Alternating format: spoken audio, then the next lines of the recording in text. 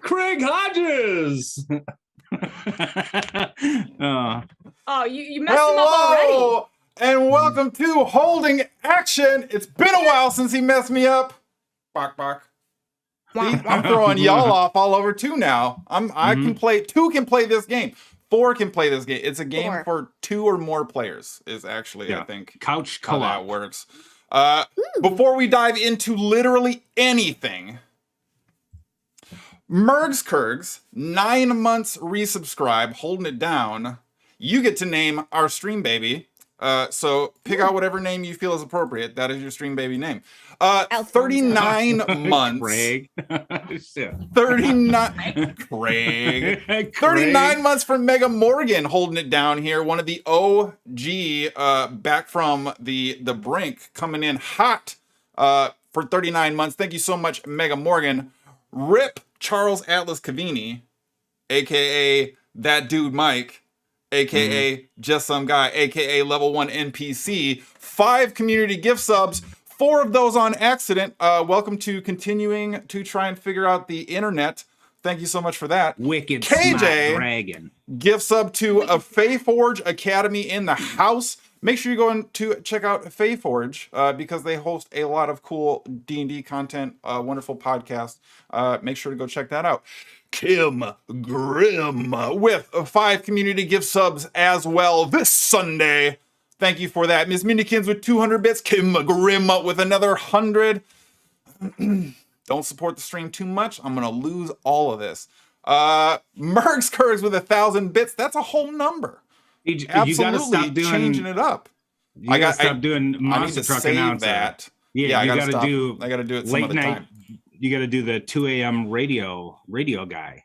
Yes, and Miss Mindikins with 5 community gift subs. Thank you for that as well. Okay, no, I said radio, not David Attenborough.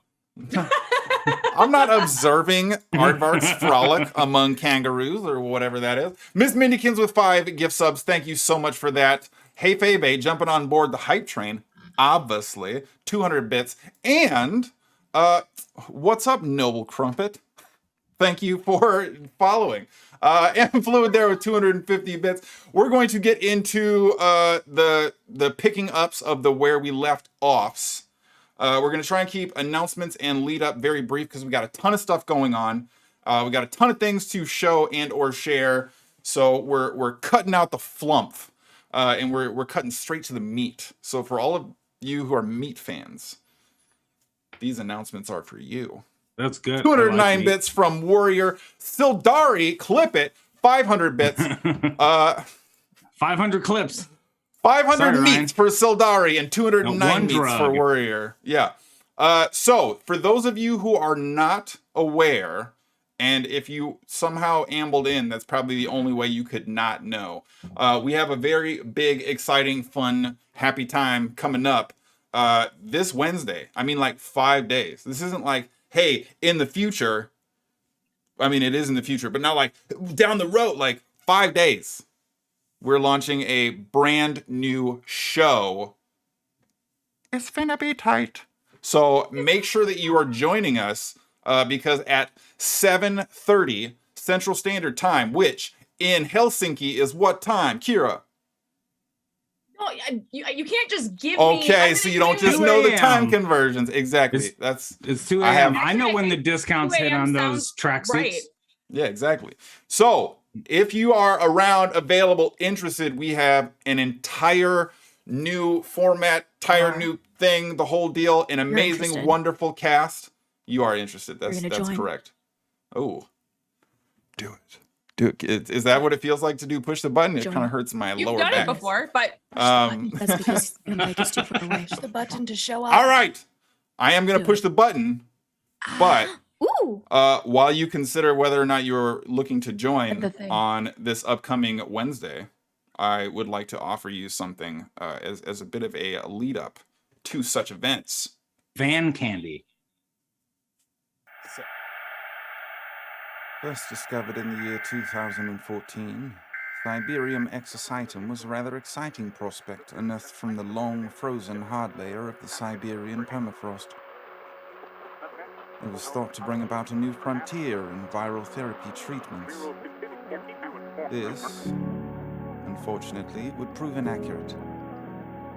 Mutating inside of a host following an unfortunate incident during brain surgery, Thiberium animatus would emerge as the offspring of our hubris in trying to control the natural world. Taking over the host's nervous and limbic systems, animatus would pilot the host body as an effort to self-replicate.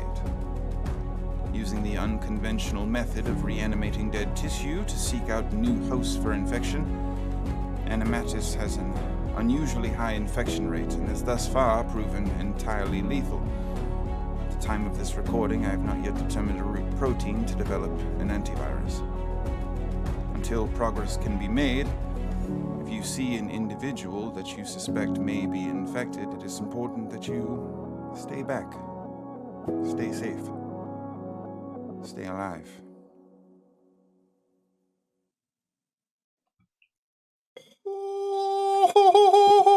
So tight. Make sure you are there, because if you are not, you are square or whatever shape you prefer to be, honestly, because you just should show up and be there and come through. It's going to be an awesome time. That particular teaser trailer made by the one and only Miss Mindykins, also going to be cast for that show. Also, just a wonderful streamer in her own right. Go follow Miss Mindykins. So, with that being the case, the only other thing I want to mention is the Free Forge. Not just a streaming platform, also a wonderful, burgeoning, growing, excellent, amazing community. You should make sure you are in our Discord server, which is like up over, almost like getting towards 600 members strong, I think, at this point. We have a lot of cool, awesome, amazing people, fine games, fine people to connect with. I mean, you could literally do what they do in every Discord and just share memes, whatever you're into. However, we also have a big, awesome, exciting charity event that is starting more in the future. 2 weeks from today, we are kicking off our November charity drive for Toys for Tots. For those of you who took part in and or participated in our last charity drive, it was wildly successful. And we are hoping to continue to bring some more good to the community and the people around us, and everybody looking to share good energy, especially leading up to the holiday season, when we're going to have both Holding Action and Stay Alive end for that holiday period. So we're going to be going offline. Everybody's going to be taking their time, enjoying themselves and doing that whole thing. But make sure that you are in there, so this next 2 weeks from now, you're able to make sure you get in on the getting on, because we're going to be doing some more good as per usual. So yeah, be there. Don't be a all of gelatinous cube. Yeah, exactly. All of the details and announcements for the events themselves, when they're going to be taking place, is in the Free Forge announcements channel.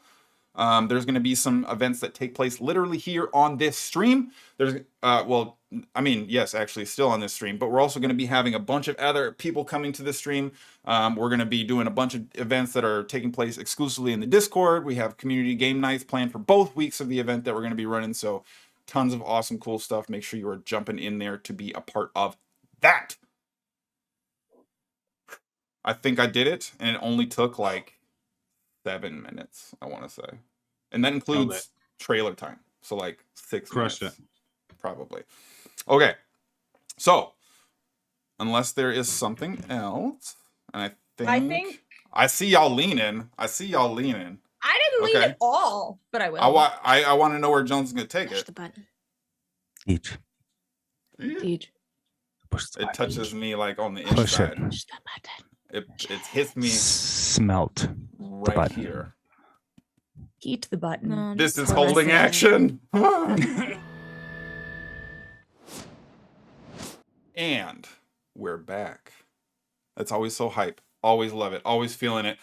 Before we dive straight back in, right, we're going to say, what's up, Cage? 10 community gift subs? Wowzers! Richard Face McGee, 100. That's the upgraded model. Thank you for the follow. Miss Mindykins, a gifted sub to Friggins, a.k.a. the best darn, I want to say, Lance Corporal? Was it Lieutenant? I don't recall right offhand. Wonderful murderer of aliens, though, that friggins. 500 bits from Warrior, and then KJ with another 1,000 to finish that level 5 hype train. Bunch of meat fans right there. Absolutely killing it with the support, because we cutting past the fluff right now. That's what they did. Cutting past the fluff. So, thank you to everybody for joining us, for your support, for your wonderful calming presence. But we're going to shake it up, because picking up from last episode of Holding. You said it. Yeah, I mean, I did. It's true, you did. It's all my fault. Picking up where we left off, the party found themselves in a drastic rewrite, not only of their own, but in some senses, Curan'Sol's very history on the heels of Kavini, the party's wizard, having parted ways not just from them, but from the life that he had come to know. And rewriting the very, very small details that saw him adopted by his rather well-to-do parents, Kavini, in essence, changed the path for himself, and as such, the rather significant impacts that he had on the bloodletting, the development of the Circle of Steel's response to it, and seemingly many of the tangential impacts that touched our party in a variety of ways. While it seems as if the party's memory of their former ally was not changed, altered, or rewritten in any capacity, they had to relearn some of their own history as they found themselves still deep in the mire of pushing through their last intended goal in pursuing some rather haunting figures from Echo's past.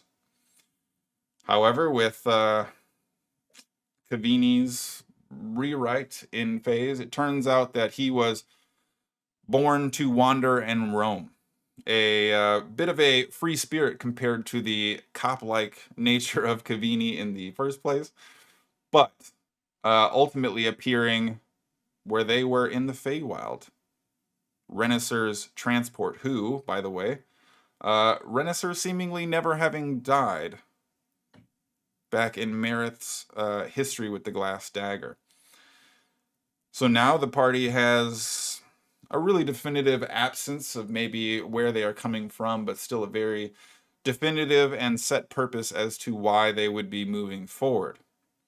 And Atlas, the new moniker for Charles Kavini, Atlas providing them passage through a transport via plants spell, seemed to have brought them somewhere in the far north. The Maglaces mountain range, some type of wild landscape they have yet to invest in, discover, or otherwise make sense of from their previous efforts or adventure. They looked at a rather ominous cave, unique stones placed outside of it, suggesting that this may perhaps be the location of Echo's tormentors, the Fairhearts, a group of fairy tale-esque boogeymen that seem to have been dogging both her dreams and, of late, the party in real time.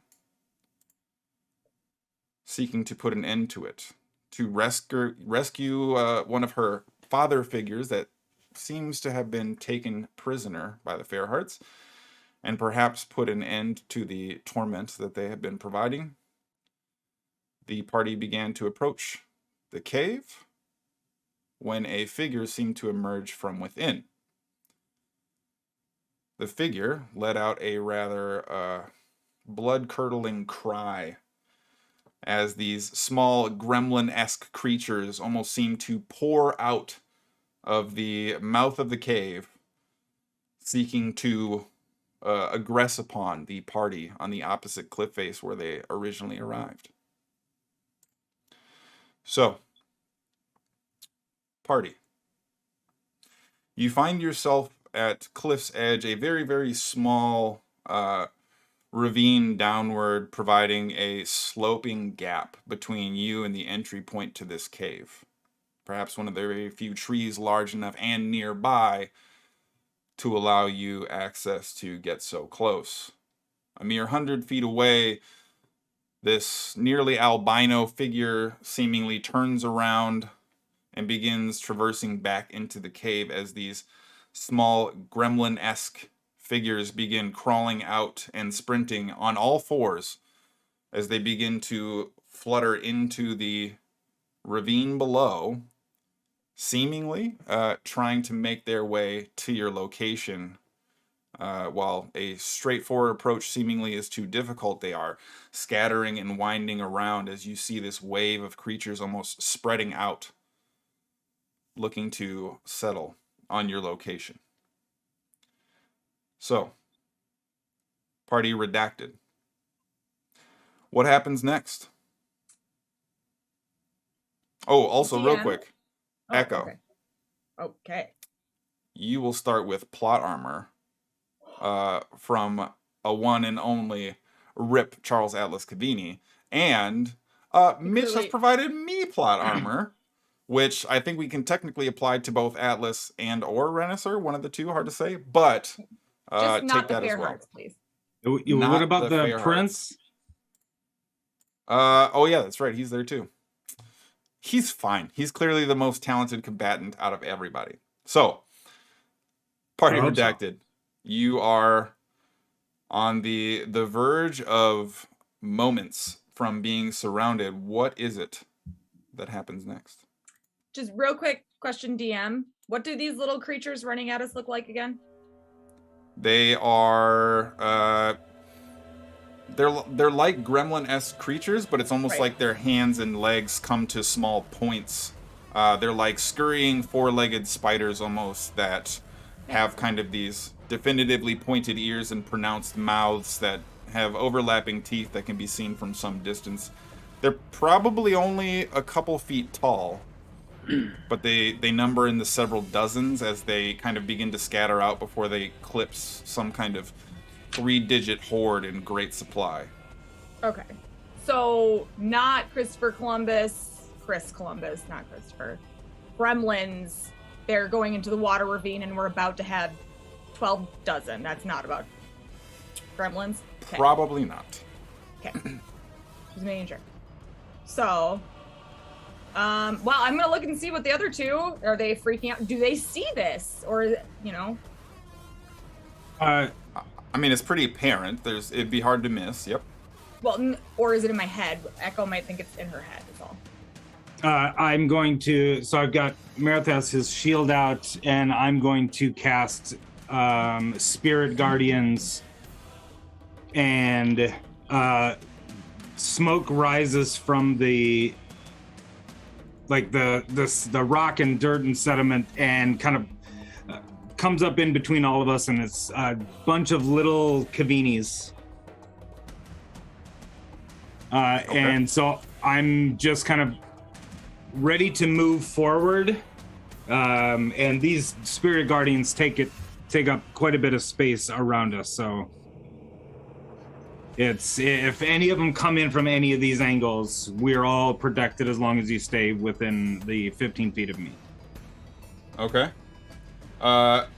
Echo and L, actually, before we get to that real quick, shouts to Aoife for holding it down. Plot armor to both L and Meredith as well. Thank you, Aoife. So, Echo and L, what are you doing? I'm gonna cast Shatter in the middle of the group of gremlins. Sure. They have to make con saving throws. I'm just gonna roll 2 for what we'll call kind of left half, right. Natural 20 on one and a 4 on the other, so we'll say that you affect half then. Okay. Going to be... they're gonna take 13 damage. The ones that failed. Okay. Right? Nope, I can do math. It's 15. Math is fun. That's more damage than you first said. Sorry, Mindy, but math is not fun.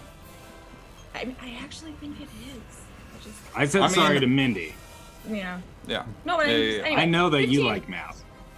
15 thunder damage, and then the other ones take half. The ones that saved. Okay.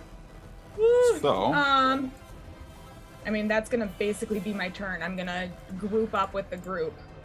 so you see as this horde begins kind of piling in, there's almost this small rumble as you see it destabilize a number of them before this small little pocket of earth almost vibrates up. Stones begin floating slowly in the air around it as you kind of see them still for a moment before everything shakes and erupts in a violent burst of sonic energy that sees a number of them almost shred and eviscerate as they cover the rest of the horde with some of the viscera, as it seems like the other half that was caught up in this specific blast for that moment continues to aggress forward, though seemingly jarred by the experience. Elle, are you doing anything right away? I would like to. Is it possible to light a torch and use control flames like a flamethrower, like I did before? It's possible. They're not close enough for that, probably, but you could certainly prepare that if that's something that you wanted to do. Let me see how far Chaos Bolt goes. Chaos Bolt's got a lot of range. Yeah, I'm gonna shoot Chaos Bolt at one of the first ones that's close to me. Yeah. It's kind of sort of like a flowing horde to some extent. So, the idea of picking one out in this mass, you can certainly do so. But I think even at 120 feet, they're probably still going to be a little bit out of range. They're kind of traversing across and spreading out, looking for a quick access to you. But sure, yeah. Let's have you go ahead and do that anyway, right? Range spell attack on some of the ones that get in range quickly. Okay, it is a 13 to hit. 13 will hit, yep. Yay! Hell yeah! Make sure I actually grab 8s.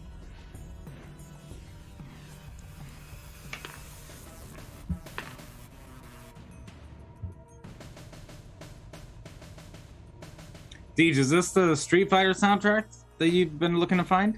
Yes, this is Guile's entrance. Nice. Alright, I will do cold damage. Okay. And it's going to be 8.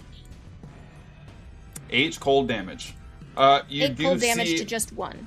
a number of them seemingly kind of caught up a definitive, almost kind of barrier of resistance and pain that they're hesitant to push through, though not entirely deterred. But the individual one seems to continue to carry on. This massive roiling horde continuing to grow, probably numbering over 100 and low change as you see them continue to scatter out. Not really able to get a definitive gauge on what the likely quantity would be overall. But there's probably a lot of them. At this point, you see Renisser pull out the glass dagger and short sword and kind of look over to you, Marith. So, what do you think? You're gonna have to get in real close with what you got, but it sounds like a fun time.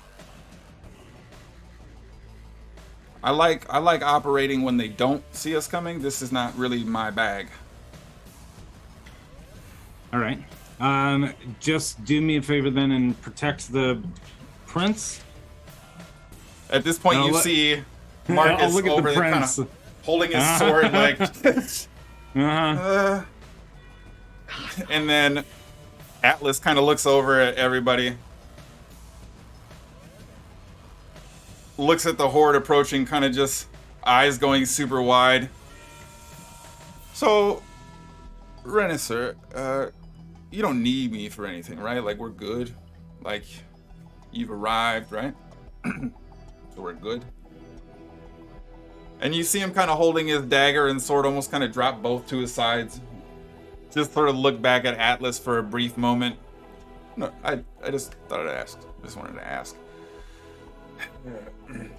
Come on, Your Hiney. And you see him grab Marcus, like sort of around underneath the armpit, grabbing his chest, and you see this almost weed shoot up out of the ground that seems to widen out, the fibrous tissue from within almost slopping over top of both of them, crushing them into the ground until you see this explosion of leaves at the entrance of the cave mouth on the opposite side. And you see Atlas and the prince both emerge from this small explosion of flowers, it seems like, as you see him kind of dusting himself off. He kind of just waves and begins to sit down and sort of just watches from the opposite side, this horde having kind of already spilled out of the mouth of the cave, almost kind of having passed and circumvented a lot of their detection, it seems. The prince is absolutely freaking out. And you see him kind of begin to take this step, like he's going to chase down and almost try to lead in from the opposite side, chasing them down. But kind of looks over to all of you expectantly before doing so.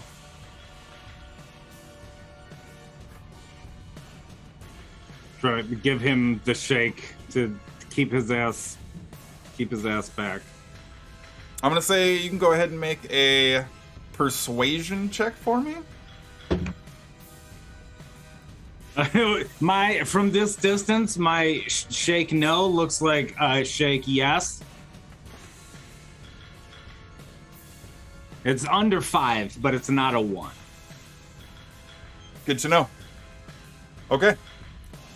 So the horde continues to grow close. It seems like there's small pockets and individuals that are being assailed by some of your preventative spell measures and attacks, but it has not deterred the vast majority of them. What is it you'd like to do? So are we on like a ravine that slopes down? Like goes Correct. down? Okay. And then leads up again to where you now see Marcus and So it's like a Atlas. half pipe? Yeah, basically. Okay. Cool. I'm gonna do some Tony Hawk bullshit right now. So I'm going to, like, are they close enough that if I get down the ravine, I can meet them?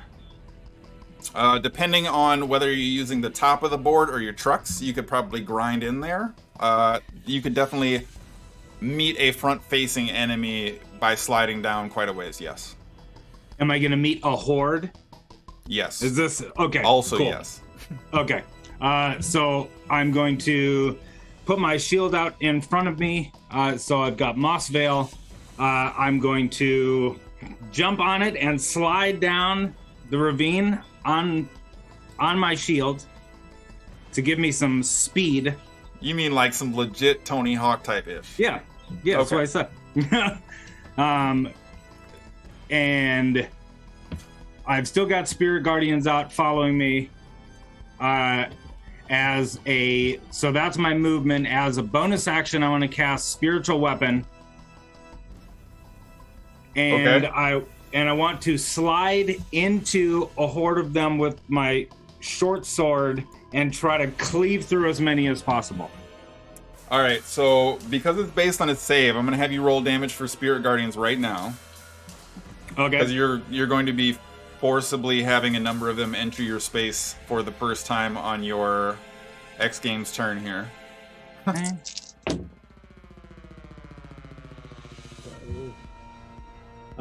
12. Okay. 12 necrotic. So, as part of this action, though, I'm going to have you make for me a... I'll give you athletics or acrobatics, your choice. Okay. Does the hype train give us anything? Oh yeah, we did have a level 5, so yeah, I'll say that you have your 3 advantages and your auto crit to use as well. Well, I'm just using one of the advantages. Bullshit, homie. 8. Let's do it. I start spinning instead of going Oh my God, straight. you're gonna get dizzy, and then you're gonna have to roll for vomit. Is that what happens? I mean, So, with an 8, I don't know. You tell me. That's So what, you put that's what I think. I mean, do you want to keep it, or are you going with 8? I that was with advantage. Yeah, I mean, It was a 2. You Yeah, can still it use was. your advantages Oh, then yeah. if you Fuck, wanted yeah, to. fuck it. I'm just do. Okay, that's better. 14. Let's do that shit. Okay, because you're about to take some tumble damage right there. So you see Marith line up the edge of his shield right at the sort of cliff's edge. The end of it kind of hanging out just a little bit. Immediately, Renisser kind of staring at Marith. Oh, yeah. Okay. Whew.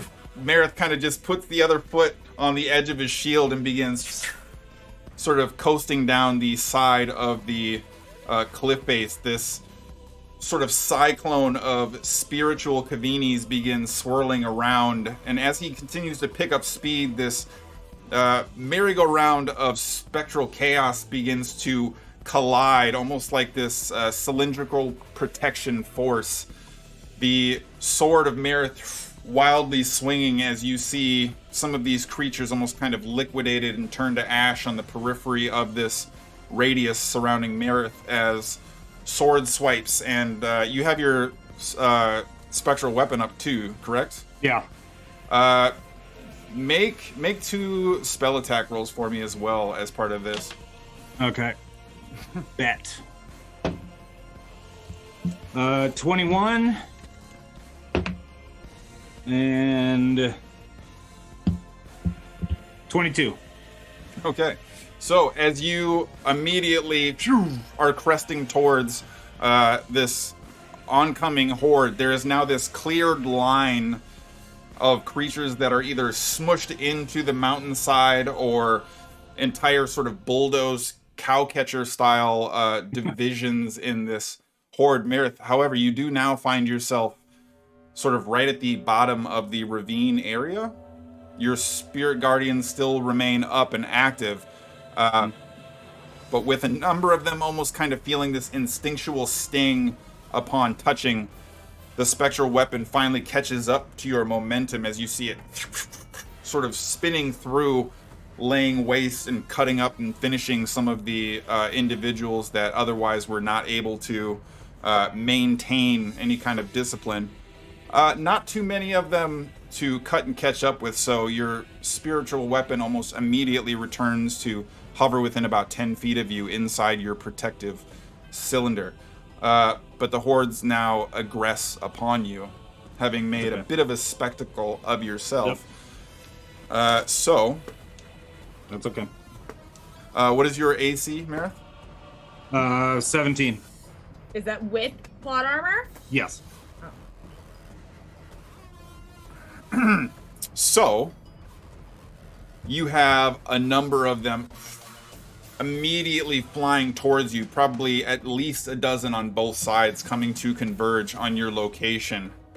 And as you do, your spectral forms, these protective guardians, begin spinning around you more and more rapidly. And each one that leaps out, you see a spectral Kavini grab it and immediately pull it away, seemingly ripping it from the closure of its attack. And as there's a number of arcane shield spells being cast immediately in front of you, there's almost this matrix-like poetry of these spectral forms swatting away and blocking the mouth of all of these creatures as they dive in for a biting attack. None of them seemingly able to make purchase with a clean attack. What?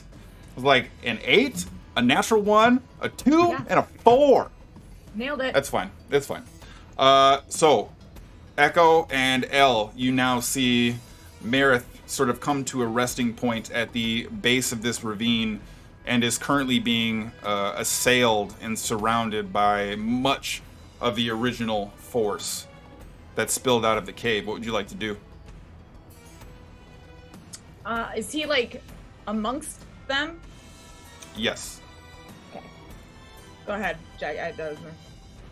I'm gonna start booking it after him and try to like I don't want to hurt my. Okay, whatever. I'm gonna do some like superhero jump and land shit while I'm taking out my axe at the same time. Yeah, It's probably Yeah. like 60 feet straight down, or not straight down, but like at a very steep angle. So I'm gonna need you to make an Well, athletics or acrobatics check for me as well, if you'd like to do that.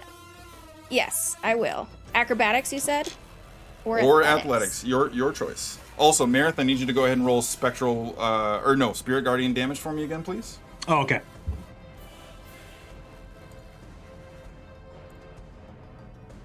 $14.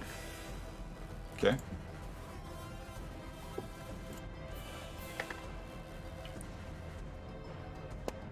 I'm doing athletics with a Onthar 20. Nice. Okay.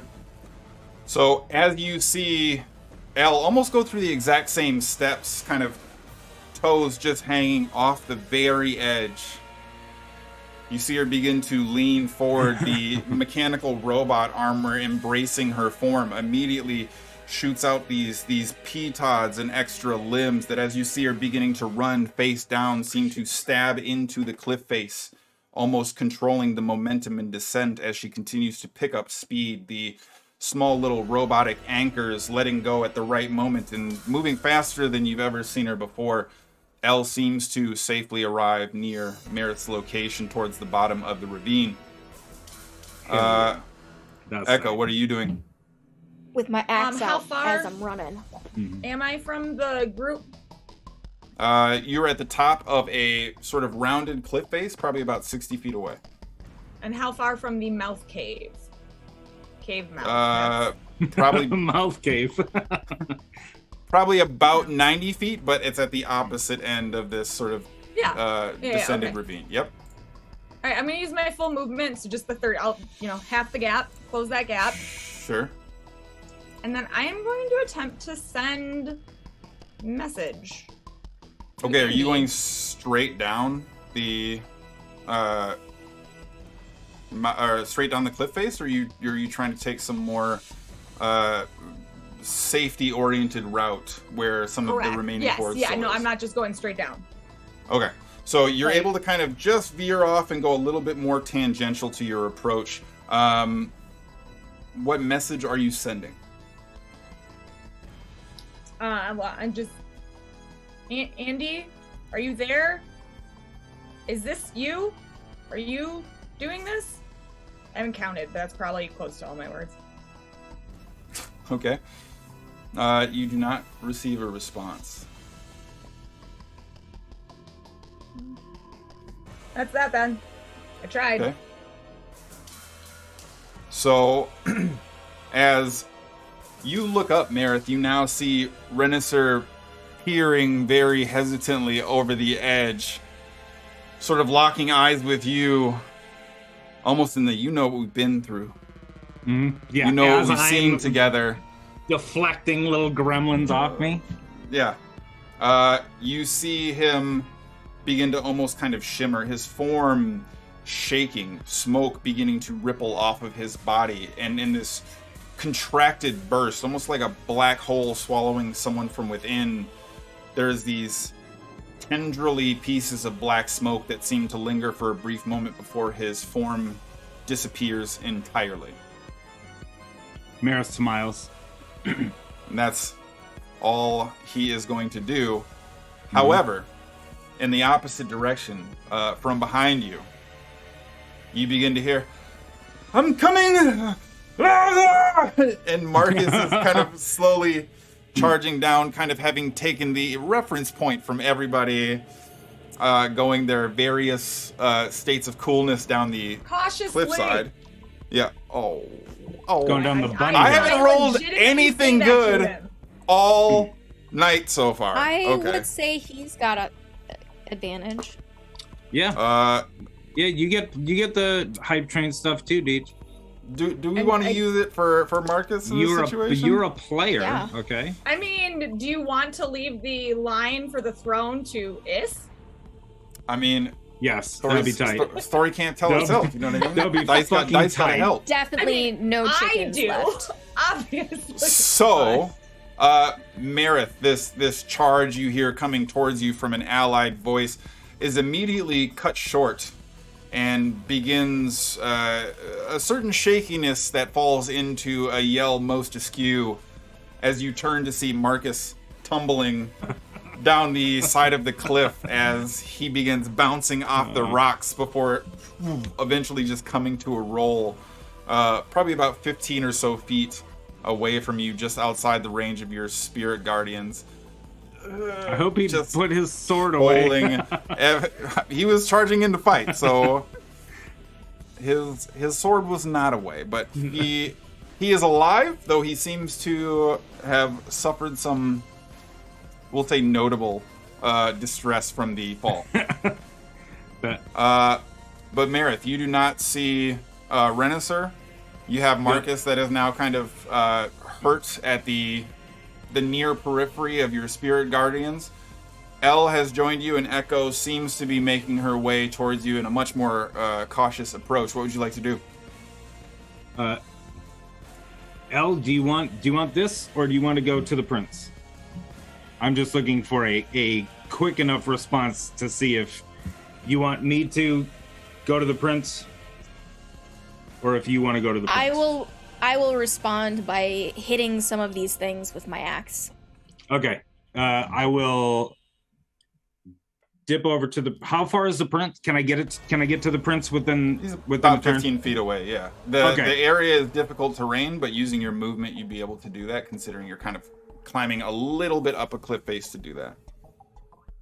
Is the difficult terrain made of earth or stone? It is. Okay. Marith doesn't lose any additional movement. Then. What's that from? I mean, that's just the Genasi Earthwalk feature. Yeah. Okay. Thank you. Yeah. All so right. I make it to the prince, and I help him up, and quickly will look to make sure he's not stabbed by his own sword.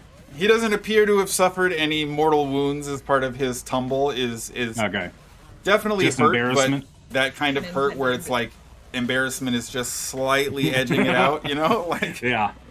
All right. I will help him up, and then I will just kind of retain this position with him and my spirit guardians around us. And I will use my bonus action to send the spiritual weapon towards the herd. Okay. So I'm going to say, Marith, go ahead and make an attack with your weapon. Elle, go ahead and make an attack with your axe. Echo, are you continuing to kind of navigate and move towards the rest of the party at this point? Yes, I would like to be. I'm just using like my regular movement. I'm not rushing towards them because I want to be cognizant and trying to pay attention to not just the creatures that we're fighting, but like the outskirts if this is a distraction, and then also just like Andy if he's somewhere. Okay. So as you're continuing to navigate down, some of the ones that have scattered around the periphery are still kind of moving towards you very overtly. Marith, having drawn a great deal of attention. Dang, you said 17? Was that AC? 17. And Echo, what is your AC? Right now it is 14. And Al, what's yours as well? My AC is 16. Okay, so Marith, you have one kind of finally break through your spirit guardians. All of these creatures seemingly not very tough, almost kind of dissolving within the range of your spectral guardians as they seem to leap almost mindlessly towards you. But as a couple of them sort of latch on and begin scratching at your back before you're able to sort of shuck them off, you do take 8 points of slashing damage. All right. Echo, however... Wow. I need you to make a strength saving throw, please. Oh, that's the thing I'm best at.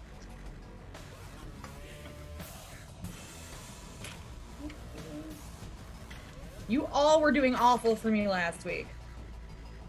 But I did the Mike Plot and armor. Cage training where I put them back in their tray with the 20 up, so all week they've been like Yeah, you just My gotta put AC those is ones in actually the trash. 17 with Nice. plot armor.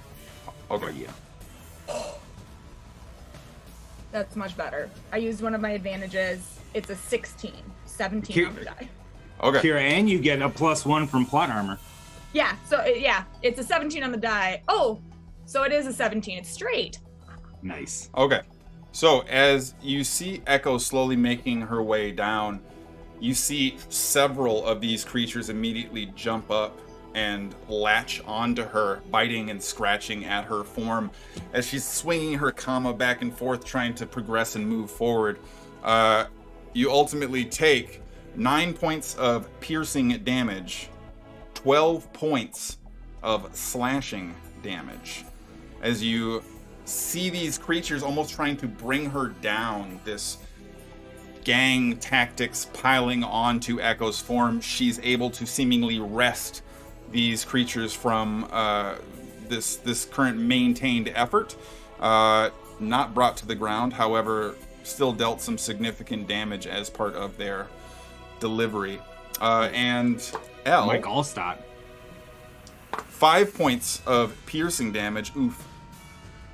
16 points of slashing damage as a number of them seemingly work their finger claws into little nooks and crannies of your tidbit armor, sliding through to the more vulnerable humanoid beneath. 13 of that is going to go to Tidbit. Okay. And my hit from before, you want that? You told me to you're roll for 2 my hits? battle axe. Sorry, yeah. 2? 2? No, you, Two you what? said... No, you said DG 2 literally hits. said 2. Yeah, okay. Shit. No, 2 hit. Yeah, I thought you're- you meant like you're your 2 hit. hits. 17. Man. Nice. Homophones, man. Okay, go ahead and roll damage. Fucking 2. It's gonna be 15. I was like, I have 2 hits? Like, yeah, let's go. I would love to Don't swing you though again. at this point? I No. thought you did. I want to discuss it, but no, I don't yet. Yeah, Deej, my 2 hit was 12. My Everybody's damage is... everybody's doing their best, okay? Everybody's trying We're just really doing our hard. best, and Are we it's still 15 talking about the slashing. game? No, I don't think so. Yes. Yes and no. Okay, Oh. so as Marith, you finally sort of get the prince up to his feet. You turn to see L cleaving a series of these creatures in half. A number of the forms still continuing to almost emulsify, moving through your spectral guardian perimeter before sort of crumbling to this viscous ash on the ground around you. Yes, L? I have a question about the cube of the plane walker. Yep. At the end, after I use it, it says that the box remains but is non-magical. Is it a one-use box? It is. Sheesh. Never mind. Okay. It is a one-time only excitement, but the portal, I think, Oh. remains open for like 7 days or something. 7 days unless you deactivate the button and then everything, and then it's non-magical, which is malarkey. That reminds me, go check out my Patreon and you'll know exactly what she's talking Yeah. about. And then can I have the portal open wherever I want, however I want? Wherever 'Cause you it doesn't activate the mention box. how it's just above the box. Okay, continue. Is it like Okay. one of them like the Ghostbuster traps?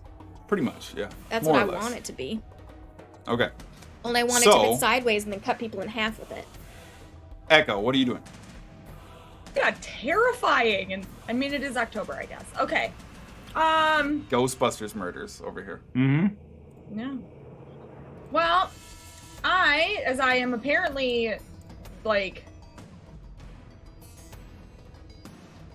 surrounded by them, I guess. If I cast Shatter from myself, will I take the damage?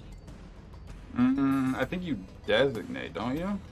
I mean, you can No. read the spells. No, right? I hit friendlies with, but I'm wondering if I would take the damage if I'm using myself as the point of. Each creature, yes, you do. Cool. Not what I wanted. Worth it. Do it. It's worth it. Sounds tight. don't do it. Shit, I don't care. I'll say that you can automatically save if that makes you happier. It doesn't, because I've already taken a crap load of damage in this fight. I wasn't that much damage. There's just a lot of them. Is it half damage on a save? Yeah. Yeah. I don't remember now already. I marked it. It was a lot. Yeah, it was a decent amount because I'm the squishy one now. So okay, well I lied. I will do it, but I'm gonna do it at a lower level than I was intending to. So I'm gonna do it at second level again. Okay, sure. So that is 3d8, correct? Yeah, you don't roll those. You roll the con save. I roll the damage. So Yeah. I'm rolling the con saves. I'm rolling. Rolling.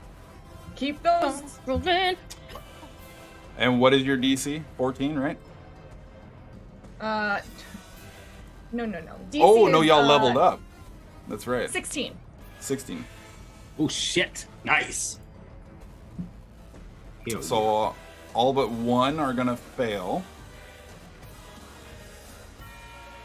Okay, well, this time it actually is 13 damage, as opposed to last time when I said it was, and it wasn't.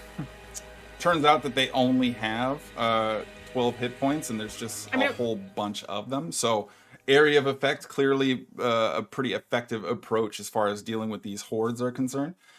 So you do see, again, as Echo's trying to run forward, this almost tide-like maw of creatures continuing to jump towards her. Ultimately, you see Echo's form begin to vibrate and shake yet again, similar to the space that she had disrupted before. However, now you almost see dust and small components of rock as she is fleeing forward, trail behind her, almost like this spectral trace of her movement, the air around her continuing to vibrate before this doom sonic therm punches outward, and immediately you see the entire cave cliffside behind her instantly turn this almost grayish red.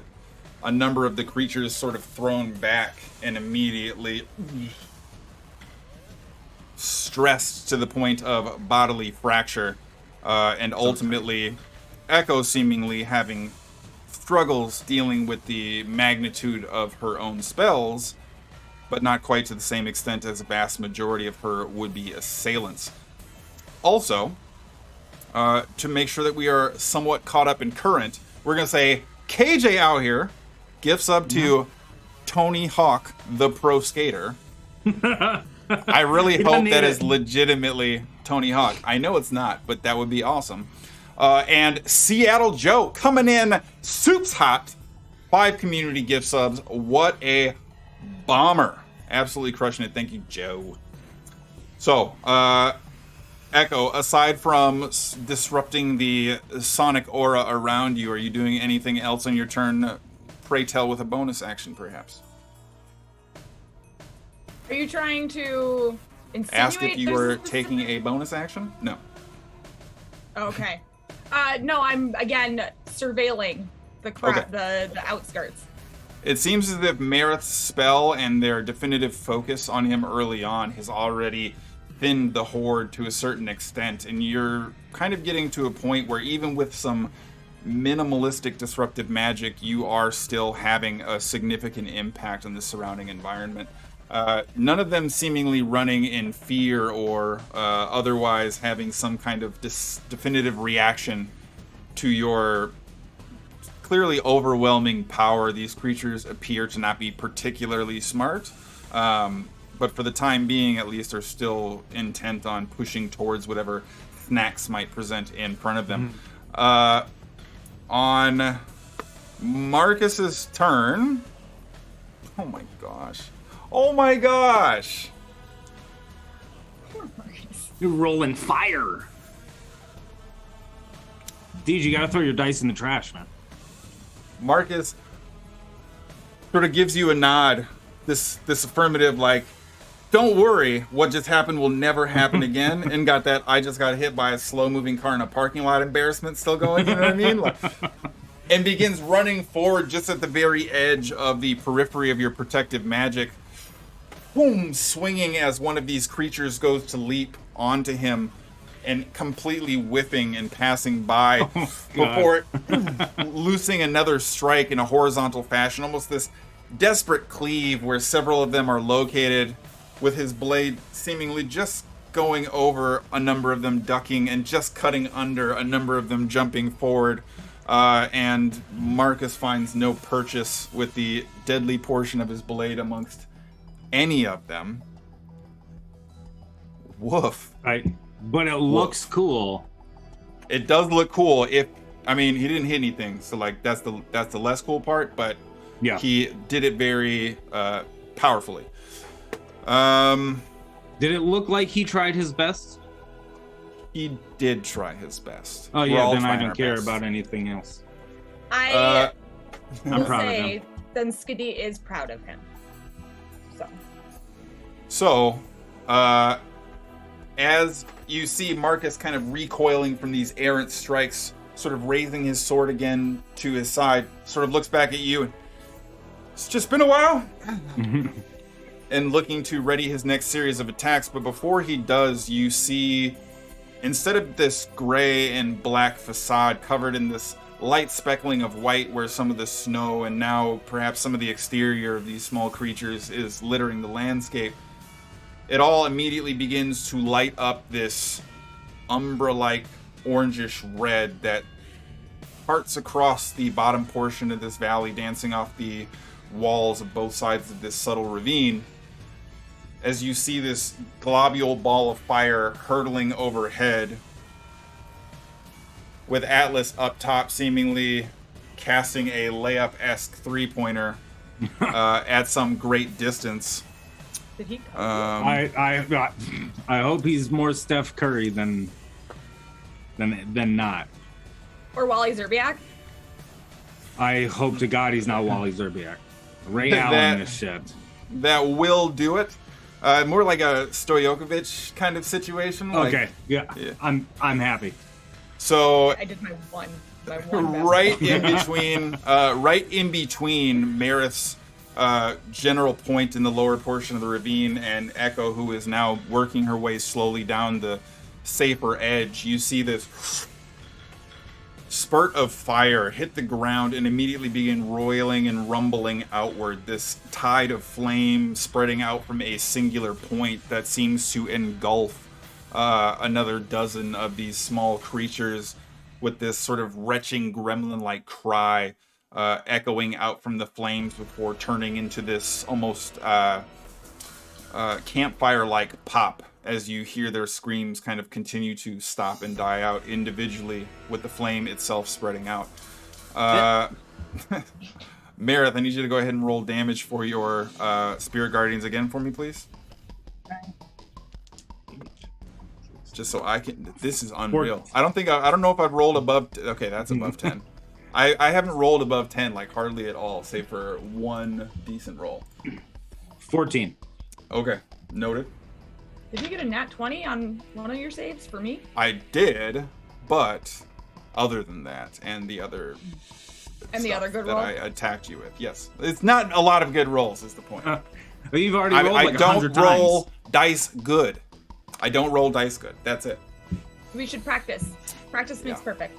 Deej, do these critters feel undead? I would say that they don't immediately resemble something that you would probably describe as undead, though they have a very unnatural component to them for sure. Cool. Fuck it. I want to try to position myself in a way to get as many of them in 30 feet as I can, and we'll see if this does anything. I want to take the jeweled sensor, and I want to take the top where it's got the gem and kind of turn it over and just kind of put it back on the top, but create this sonic resonance, and all the spirit guardians kind of turn into like this one big spectral Kavini, and he opens his book, and when he snaps his book open, thousands of pieces of paper kind of get shredded and goes towards all these creatures. And if they're undead and under or CR1 and lower, then they're destroyed. Otherwise, this is still a something cool. And it does nothing. But it looks cool. Do they have to save? So whiz save, is that each undead correct? that can see or hear you within 30 feet. Yeah, it's a wisdom saving throw. Okay. My spell save's 14. Another natural 20. Nice. Well, shit, it looks cool. Well, I'm rolling for several of them because, like I said, okay. when you're dealing with a horde, you're kind of taking sections. So as the fire from Atlas's explosion, the fireball that rocked the canyon directly near you, eventually dissipates away, there's almost a brief stillness, a very slow and small quiet, as these now pocketed collections of creatures try to make a generalized assessment. Echo probably with the better part of a dozen near her. Marith, the side opposite Echo from you, is where a vast majority of this horde still resides. But in between you and Echo, there's now very few, probably just a dozen, ultimately sort of making their way in between the two of you. No more than maybe 40 of the original 100 and low change to start with. Shit. As these area of effect spells are sort of ripping through their numbers. However, as your Kavinis begin walking forward,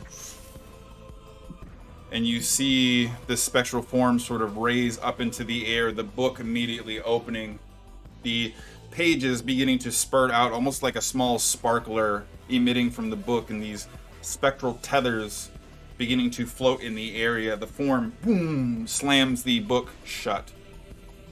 All of the different torn pieces of the book's interior begin to race out in all directions.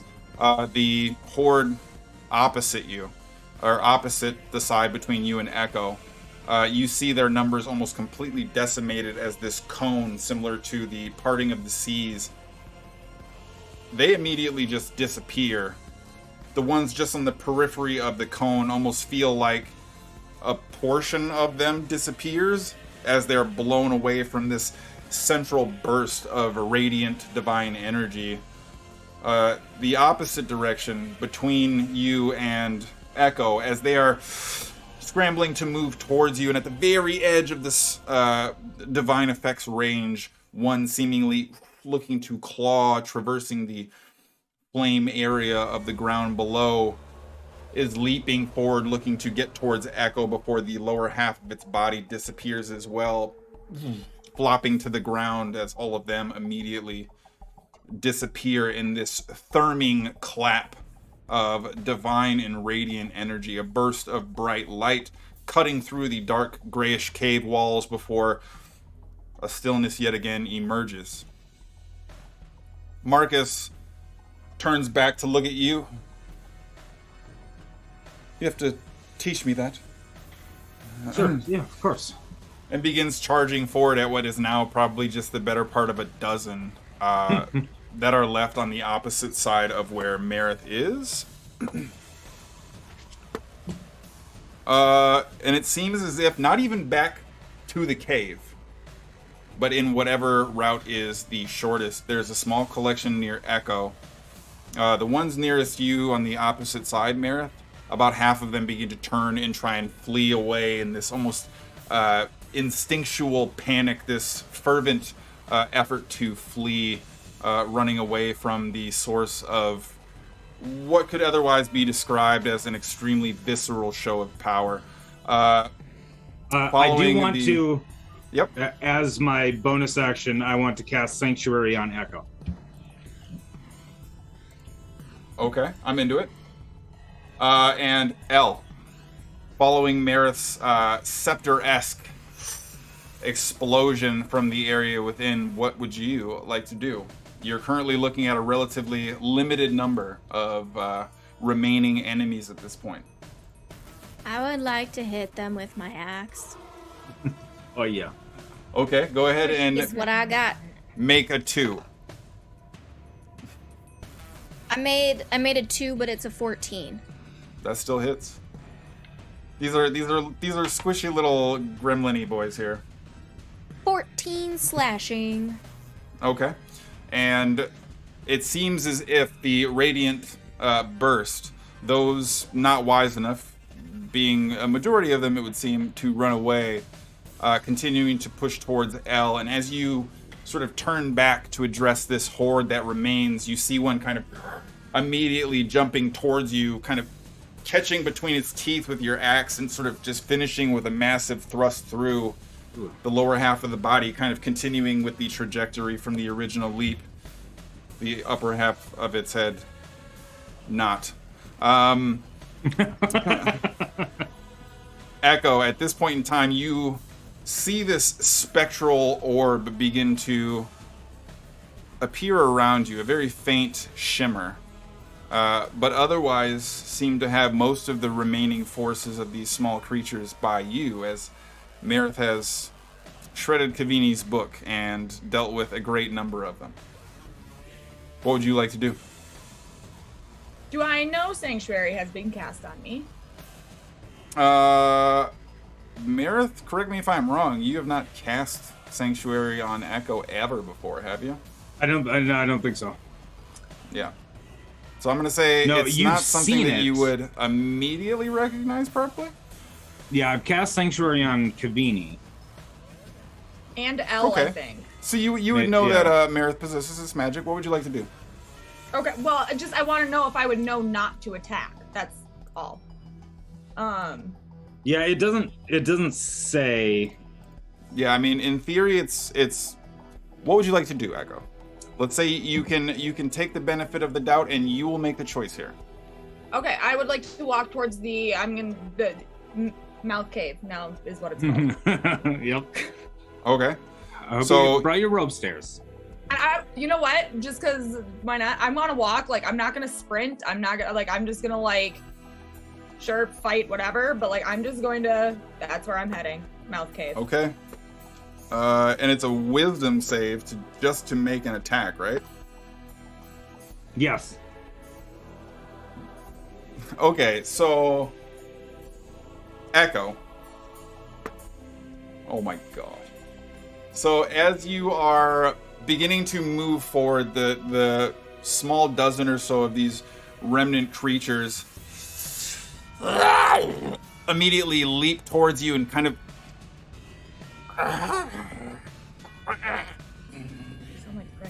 just sort of stare at you for a brief moment. And as you're sort of taken aback, you end up with what appears to be this very small ring of these creatures. With each step you take, there's almost like a little scurry backwards, but this vicious anger just seething from them around you, but still a very peaceful bubble kind of just moving with you, with the exception of one that seems to almost leap directly through this protective area, but seemingly missed the attack that it was launching against you, flying directly over your shoulder. The fervent force required to get it there seemingly far too much for it to maintain focus on its attack as well. Oh my god. Does everyone picture in their head, when you were a kid in the sliding door at the grocery store when you pretended you were a Jedi, when it opened, pretend Echo was like, no, when that one jumped at me and missed. Yeah, No, so I of the And four is remaining bolt L- checks that I did, I got one natural 20 on the wisdom save, and then a natural 2 on the attack that it tried to make. Nice. Is there any way that L can be right by where the one is missing completely and just whack it out of the air? You're still like 30 feet apart. Dang it. Throw your axe. Fuck it. I can't. So It's attached attached to it's me. attached. Oh yeah. Yeah, she can throw herself when she has the opportunity to do so. Swing I the could axe just so throw hard your body myself. flies with it. However, it does seem that the forces are waning. However, At this point in time, the surrounding horde next to Echo, still this very small sort of circle just moving around her as she begins more casually making her way down, crossing the lower portion of the area and beginning to make her way up the opposite side. There's a very small number left, seemingly between you and Echo, and they're all going to push forward with no real opportunity to run away. That is a 19. Yeah, whenever I get the opportunity, I will just walk towards Echo, and hope the spirit guardians catch them, whenever that may be. Yeah. So, oh my God! Oh my god! So, Marith, as you are continuing to finally sort of catch your breath, the heaving slowing slightly, you turn and one, already coasting through the air, deals this slash across your cheek. Pretty minimalist. 2 points of slashing damage. However, you see it sort of dissipating away from the Cavinis that come in and almost dismantle its anatomy just a hair too late. Another one comes in, bites onto your shin, and almost dissolving from the feet up, the teeth kind of slowly fall out of your leg, not having gotten a deep purchase as this creature is withered away, taking 3 points of piercing damage, clearing out the small few remaining remnants, with the remaining collective only really being the creatures surrounding Echo as you begin to move forward. We will say for the sake of brevity that we'll give Marcus 1 because he needs one, and we're not going to say how it happens. He just needs one. But Echo and Marith come and assist. Yeah, he just stab one that's just on the ground. Yeah, one of the ones that's sort of following Echo, but from behind, and gets it in there. So the old one. The old like gremlin monster. The grandpa gremlin from the pack. One man wolf pack. So you ultimately have Elle and Marith coming to quickly kind of cleave and dispatch the small remnant few that yet remain, and you're able to sort of cross through as the last, we'll say, not even quite a half dozen begin to scurry away, those few that were in position to flee effectively, as opposed to the rest of the ones that were either surrounding Echo or basically stuck between who they wanted to try and nibble on, ultimately proving ineffective. But I will wait at the mouth cave for Renisser. Okay. So as the cleanup begins, and you all begin to crest up towards the entrance of the mouth cave, Atlas kind of stands up and begins dusting himself off. And, you all did well, so good job. You're pretty good with fire. Yeah. I you know, technically that spell would have cost extra, but you know, if you don't make it out, then I don't make any money bringing you back. So,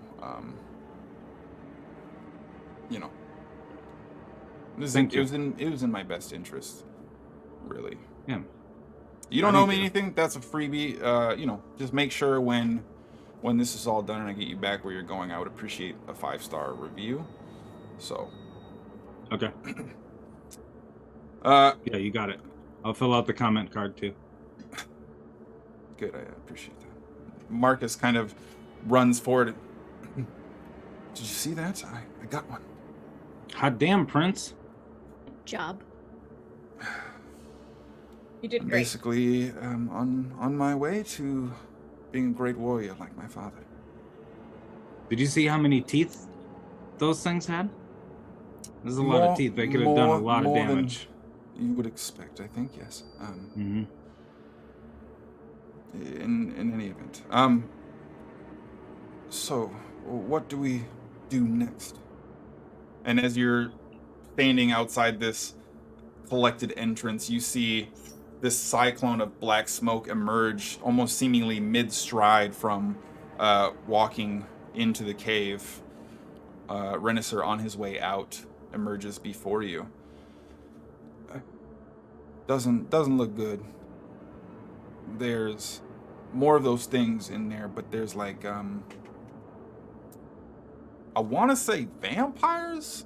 I don't know. There's like a lot of fancy cups, and there's a really big chair.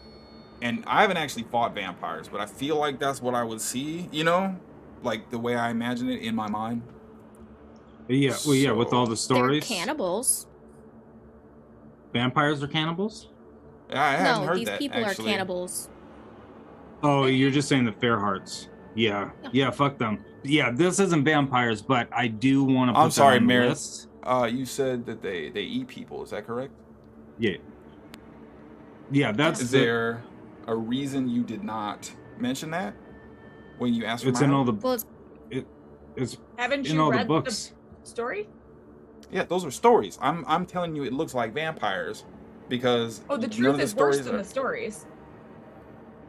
I thought the stories mentioned that they ate people. Mm-hmm. Yeah, it just turns out that those stories were based on a lot of truth. Okay. But it'll be fine. Vampires We're gonna would, kill them. It would be fun to fight vampires right now. I feel like I hope it's vampires then, but Yeah, okay. but it's not. Okay, that's fine. I'm sure if we needed more fire. Do you have any bombs? Don't we Your- in the Your friends are a in the little box? weirder than No, we broke it. Right. We should have snagged more though from that one place that one time. All right, so I'm what's glad- the Or I'm plan? that glad we second place didn't. that second time. I Okay, didn't so see we've any got other, to. like, people. Well, we gotta. Echo, are you able to tell if Andy is still close? How long does the find the path last? Like an hour? I want to say I thought it was 8. I mean, then definitely. Yeah, I could be wrong, but I thought I can look it up. I can look it up quick. A day, a full day. Holy shit! Yeah, it's a longer spell.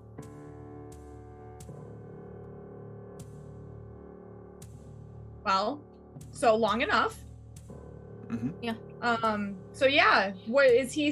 Do we have to go in the mouth cave?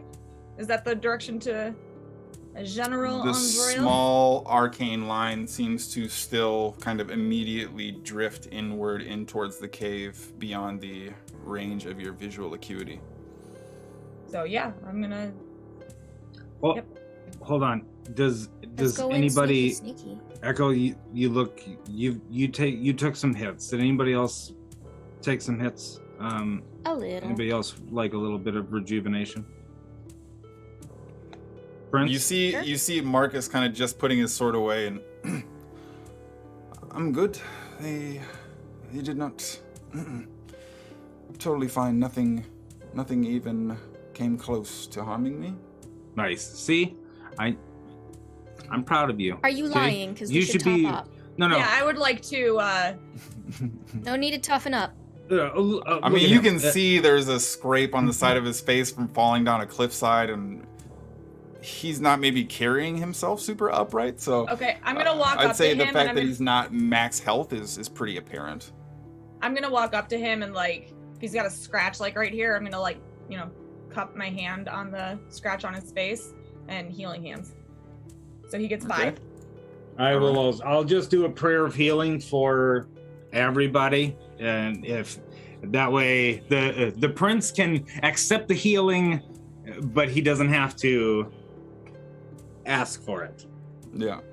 It seems as if And I'll again, he's not particularly hurt, but still probably more embarrassed that he Yeah. took a tumble sort of at the opening onset of the fight.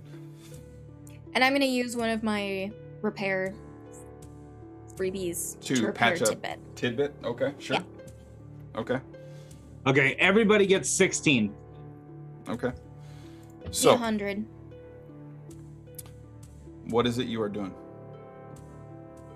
I'm gonna look to my right, look to my left. Is everyone I'm like, Yeah, Meredith's ready to go. Yep, let's sneak on in there and kill the people. Are you wanting to talk to them at all? Or are we just going in there and slaughtering everything that's not Andy and alive? Is everybody feeling prepared enough to take on a huge fight? I'll be honest, I want some bombs. Yeah, without bombs. Yes. I don't think I'll ever feel ready for this fight. So, imagine wanting a fight to happen for literally your entire life that you can remember. I don't have many memories from before wanting this fight to happen. I don't think I'll ever be ready, but we're here.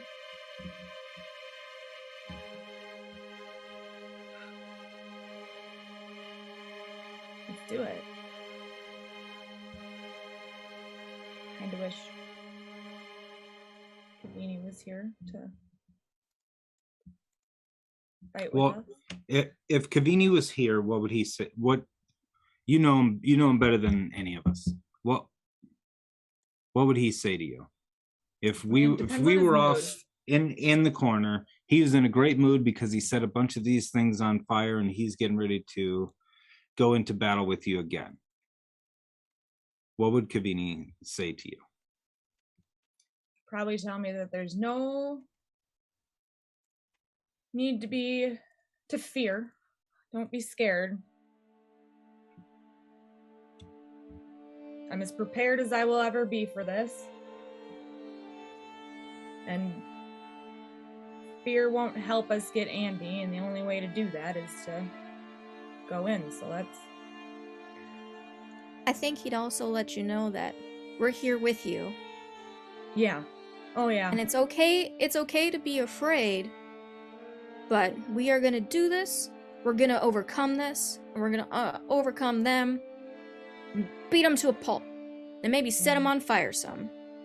I think I meant, don't let the fear overtake me, because you can never... Be strong! Bravery isn't not being afraid, it's marching on in the face of fear. So. See? Kavini's words still resonate no matter where he is. And I'll glance at Atlas and then look back at you guys. And as you Wizard say that, he inspiration. kind of leans in and...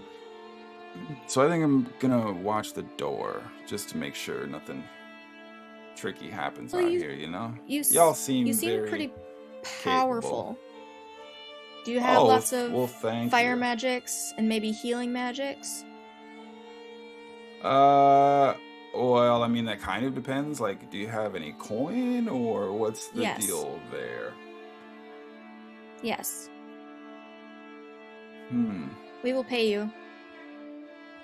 For a reasonable sum that I'm sure Renisser and Marith can assist us with on what is the going rate for different things. What are we But paying yes. Atlas to do? Support magics and fireballs. I mean, I charge Risking his reasonable life. rates, so, 20 Oh, you're looking gold for a per rate, low-level not magic, up to, 300 gold per higher-level magic, depending on what you're looking for,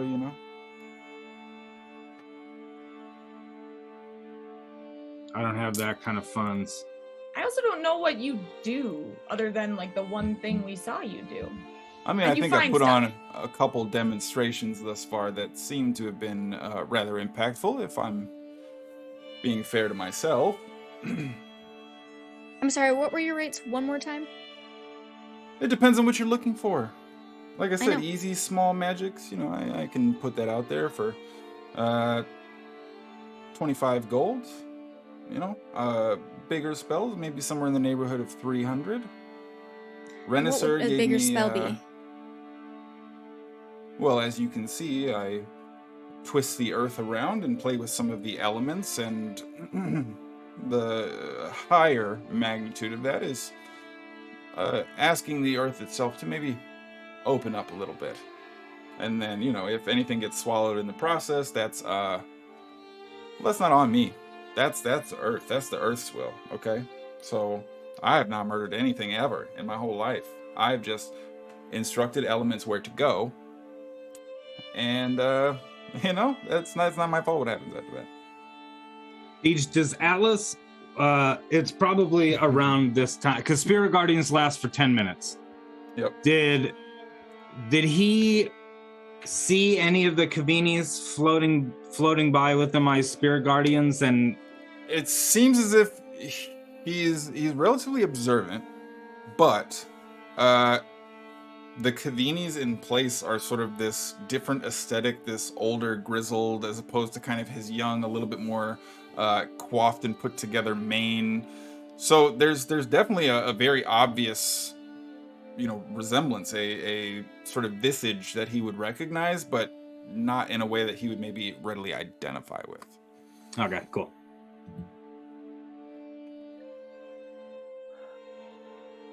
Renaissar, what do you think? Would he be a benefit? Or would he charge too much? I mean, he'd be a benefit, but sort of leans into you, Marith. I'm low on gold right now. I don't know about you, but I'm also low on gold. He the gets Nightfall Gauntlet was recently. I'm just running low on funds. I didn't, yeah. Oh my gosh, should have won, but it's not So important. Atlas, is that like per spell, Yeah. or is it? Well, I only have so many I can do. Yeah, no, that's true. That's a bummer because we don't have quite enough gold for the. Not like a mercenary. I'm not going to charge you by the sword swing. You know what I mean? Like they have a very different set but of it could be per skills. battle. Or permission. It's just a bummer because you had that really cool spell, and like I was just saying, like this is the fight that I've been looking for my entire life. Like this is who I am, and everything I have done in life has been leading up to this fight. And like if someone were to help, anyone who helped in that battle I would be forever grateful to them. So it's a bummer that we don't have the money for some of your bigger spells. So what you're saying And is we this kind this of would know mean a lot of people, so a it'd be lot tough to to you. tell everybody about you. Yeah, I mean, did you not hear what I was just talking? Like, my mom, my dad didn't die. Make a persuasion check at advantage here. Shit. I'm trying to hustle this man. Just doing some echo. 20s in your chat? Yeah, you can put your 20s in the chat and DM if you're curious. Then that's a 31. Jesus. Trying to put your 31s in the chat. Make for me a raw charisma check as well, Echo. Gonna be free for you, baby. Fucking 31. Shit. Yeah, Let me raw just charisma jot these will- spells down for you real quick in this book. 22. Just give you my spells. So, you see Atlas kind of look at Echo.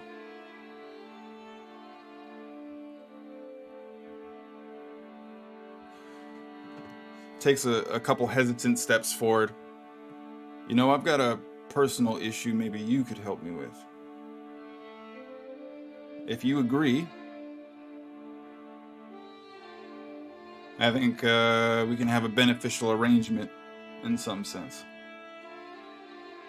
I'm definitely not going to blindly agree because I don't know you well enough to know that your morality is on point where I'm willing to. Sure. Well, Renaissar tells me that you lot have Torgozi citizenship, right? Yeah. Well, Well, turns out so. that those who Yeah. sail We do. Do we though? those who sail are not considered, viable candidates for permanent citizenship at some of Curan'Sol's larger cities. Why? Port towns, sure. They have limited space. They're not going to let me sort of hole up in there, especially in such a in-demand location so close to the Circle of Steel. But I gave a glare to Marcus. it's not exactly crown business. It's more of a matter of functionality.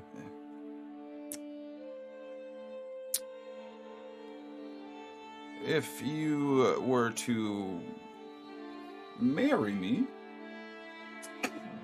then citizenship would likely be an easy walk in the park, and half of my magic would be yours. That's true. That is true. We could adopt you. There I'm not that old, but I'm not that young. may be some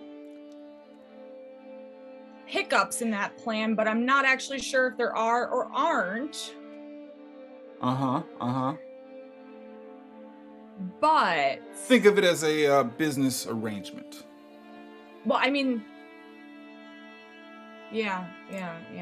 You know what? I'm just going to be blunt and honest in this exact moment. I don't know if I'm currently married or not.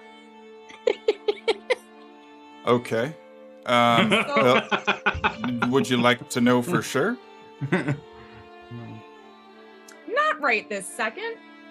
Well, Yeah, look, that'd if be you're a trying to have me conversation. Do you even have a waive a conversation? rather large-scale fee, I can't help but feel like I should have some assurances on my end as well. Oh yeah, absolutely. I don't disagree with that one at all. However, I feel like I would be able to help with the Torgozi citizenship in a few other ways. that Sure, don't I'm looking for involve this way, though. a lifelong commitment to someone. Look, all I need is to make sure that I get the paper set up for a nice little place. I'm looking to maybe get off the sea for a little while, maybe go back and forth, have an opportunity to migrate some items to market, things of that nature. Nothing lifelong here about this. Well, I mean, I've heard stories of like they'll come and make sure, like they're gonna come to our house and like make sure. And I don't actually live in Torgos, but they'll come to our house and like make sure we're really a couple and happily. Like I don't know if that would work. Well, I mean, no couple in Torgos is going to be happy, so I doubt that they would care about that. I mean, I don't know if that's true either. It's just they're just so like wound I up. mean, like I over don't there. plan on you know. settling in Torgos either. I'm not settling. Look, you could do a lot worse than me. I'll have mean- you know. I know. I'm just kidding.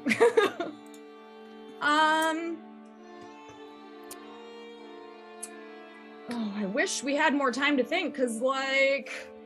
But we don't. We're just Nope, we here don't. with a cleric. I can listen. I can marry you two right now if this means we just bypass whatever the fuck is happening right now, because you two are awkward as shit, and Echo's usually we're not just awkward. negotiating a business deal. Normally, Or if she is seemed very possibly compelling currently married to only moments somebody ago. else. No, she is. What I'm saying is you're bringing the awkward out of her. Oh, all right. Well, Not in a good way. This shit's weird now. Do you want me to marry you two or no? Why don't we just talk to the prince about getting him Torgozi citizenship and call the deal good? Yeah, I think you two should Because she might be married. definitely sleep on it, because if you don't like each other, you should not engage in marriage. you want to sleep on this spell collection? Is that what you want there, Mister? But you didn't say that the exchange was Marriage, marriage. right? It was Torgozi citizenship. If we can guarantee you the citizenship. Yeah, but he said he only wants it during marriage. This whole thing's fucking weird. This Then what he feels like wants a is very actually the marriage. weird, How Torgozi could you citizenship. guarantee it? Yeah, that's manipulative. creepy. That's like Marcus? That's not something I oversee. I'll be honest. I'm not even a overly prince. familiar with the process. Yes. And Yeah, you aren't you are like the- your queen is the mom. crowned I'm pretty prince sure like you you can are? say like give this guy some citizenship. This. And you see him kind of scoot in real close. Are we sure we can even trust this Yes. gentleman? Isn't he your friend? No, he's Rhinoceros. No, he's Rhinoceros. I Yes. certainly do not consort with this type. I have an idea. Rhinoceros, do you have Torgozi or citizenship? No. I was lucky to get in at Arkham Soul after, well, you know. Anyway, No, we don't know, but it's not important. Me and Meredith got into some wild stuff when we were back to drinking that back one. in the day. That Rose K will If you do. really need it, I know you want to be married to the pretty one over here, but I know I'm not married. Oh, she's not the pretty one. No. Dude, I mean, yes, she is. Do you see this? She's gorgeous. I mean, know no, what I am. I'm a she's Y'all thought absolutely this was coming out? Fine. For sure.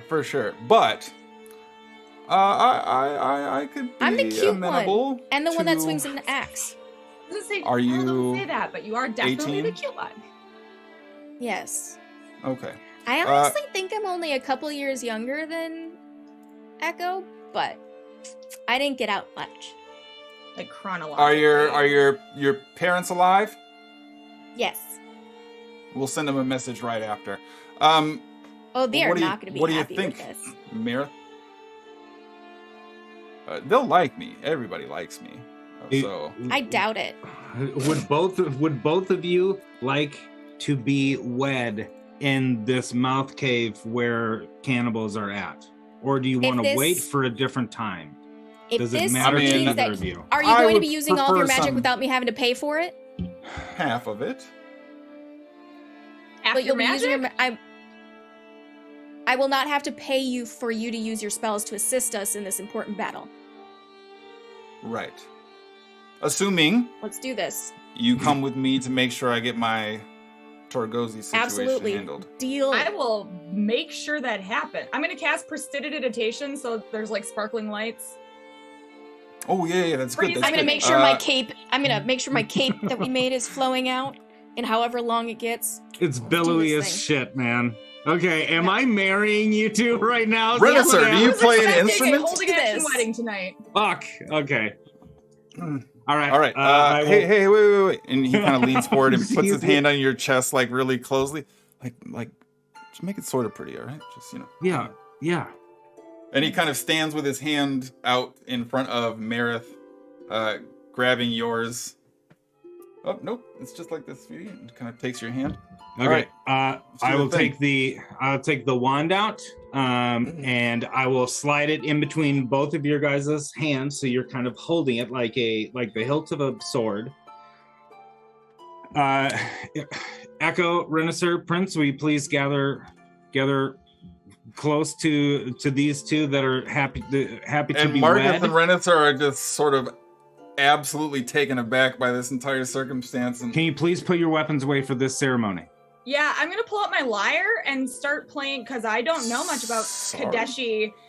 Ooh, anything, wait a but I'm second. gonna start playing a song on my lyre, the one that played right after Jones won the contest. Well, after Meredith won the contest of Yeah. wills, like the only Kadeshi song I would know. So I'm just gonna start playing that on my lyre.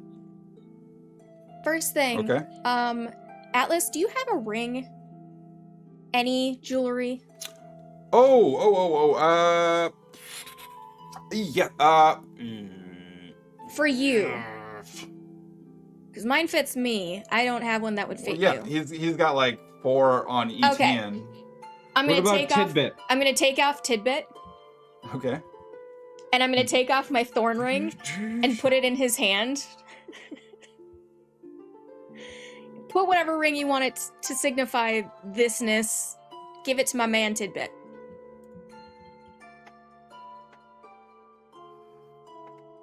Kind of leans over to the side, opens up a small bag, and puts this blue circled ring, a little bit of a wave-like etching around the perimeter of the band. All right. We got. Okay, he's our ring bearer. Let's do this. Okay. Is that? Am I It's a gonna be a robot. stepfather? Okay. That's fine. Basically.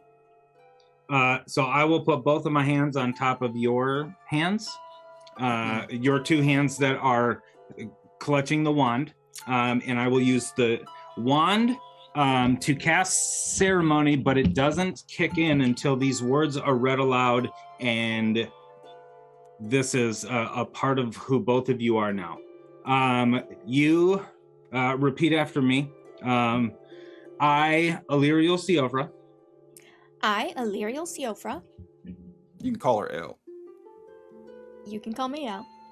Alice, do you just go by Alice, or do you want me to use any other name in present company? I didn't have parents or family, so I suppose just well, you Atlas. can make one up if you want to. You could do whatever you want with your name. Do you want a last name? Yeah. I mean, you can take Siofra at the end. I mean, that does have a certain musicality to it. Yeah, my wife Atlas didn't take my Siofra. last name. Atlas Siofra. What was your wife's last name? What's your last name? Mine?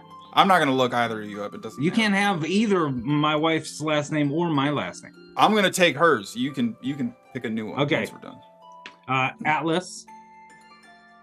Repeat after me. I, Atlas.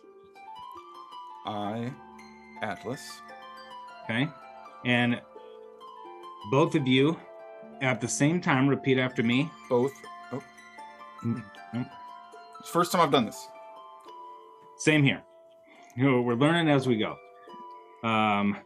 Atlas and L, repeat after me. I take thee. I take. I take thee.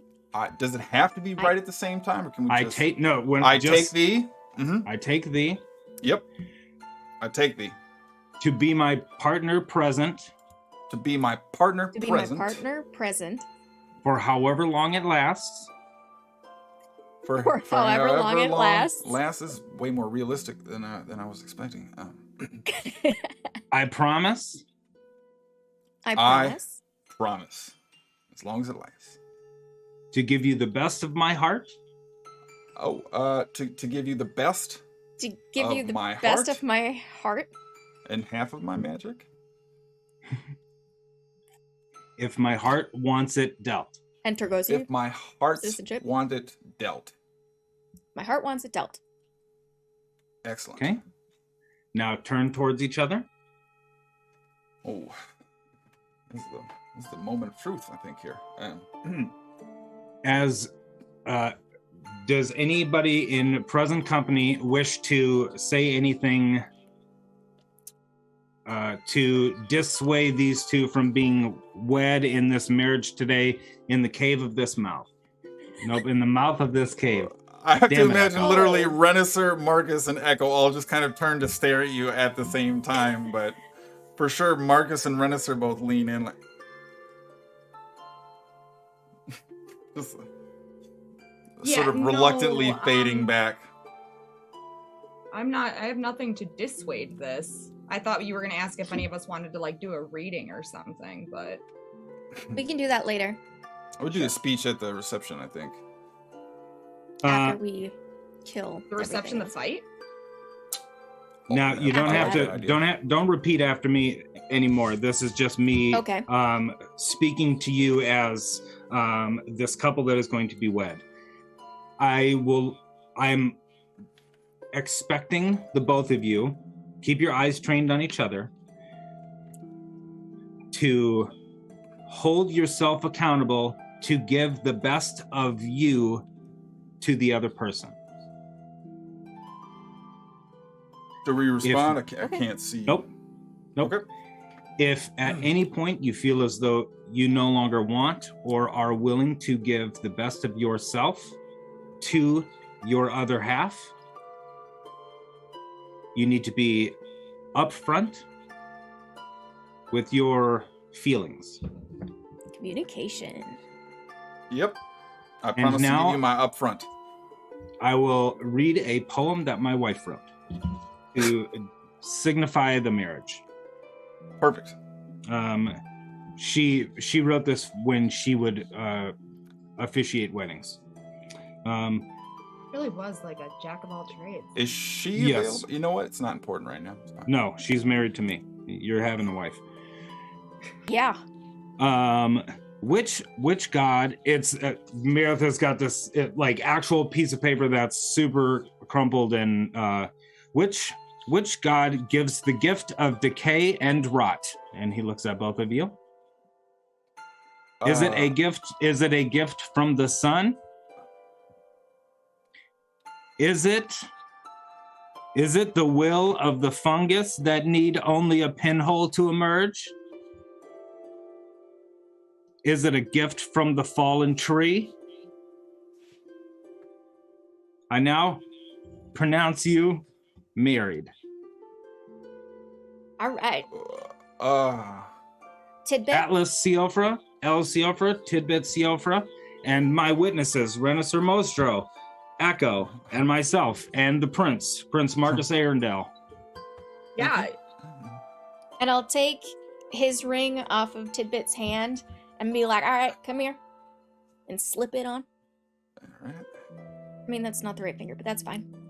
Oh, sorry. All right. And you feel that. Then, let me just put this little twig circle on you. Echo, masterful playing, by the way. Just absolutely divine. It's beautiful. It's very beautiful, yeah.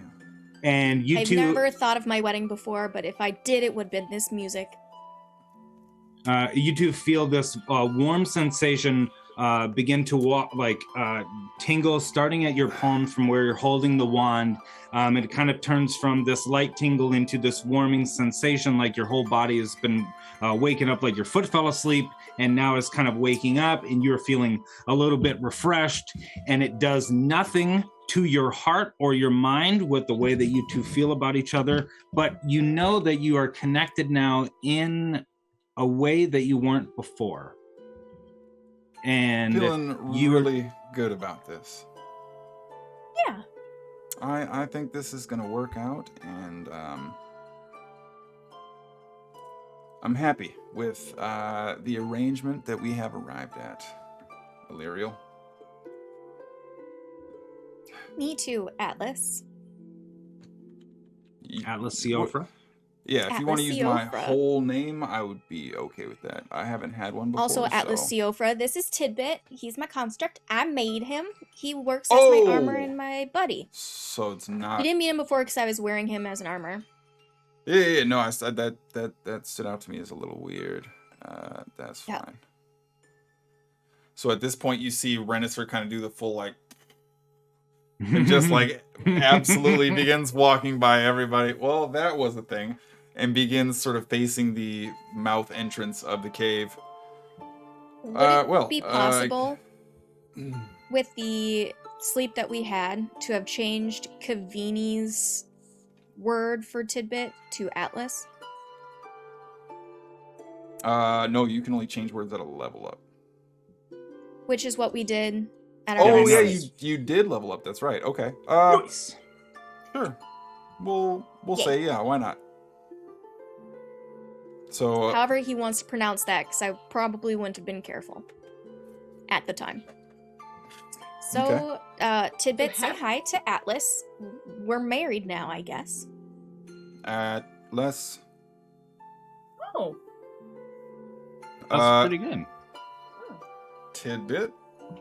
It's good to meet you. Just kind of grabs his fingers and begins shaking it up and down. You see Tidbit's face kind of turn, and if Tidbit could emote in any kind of definitive way, he's giving you the same look Renisser did just a moment ago as his eyes kind of circle and squint just slightly.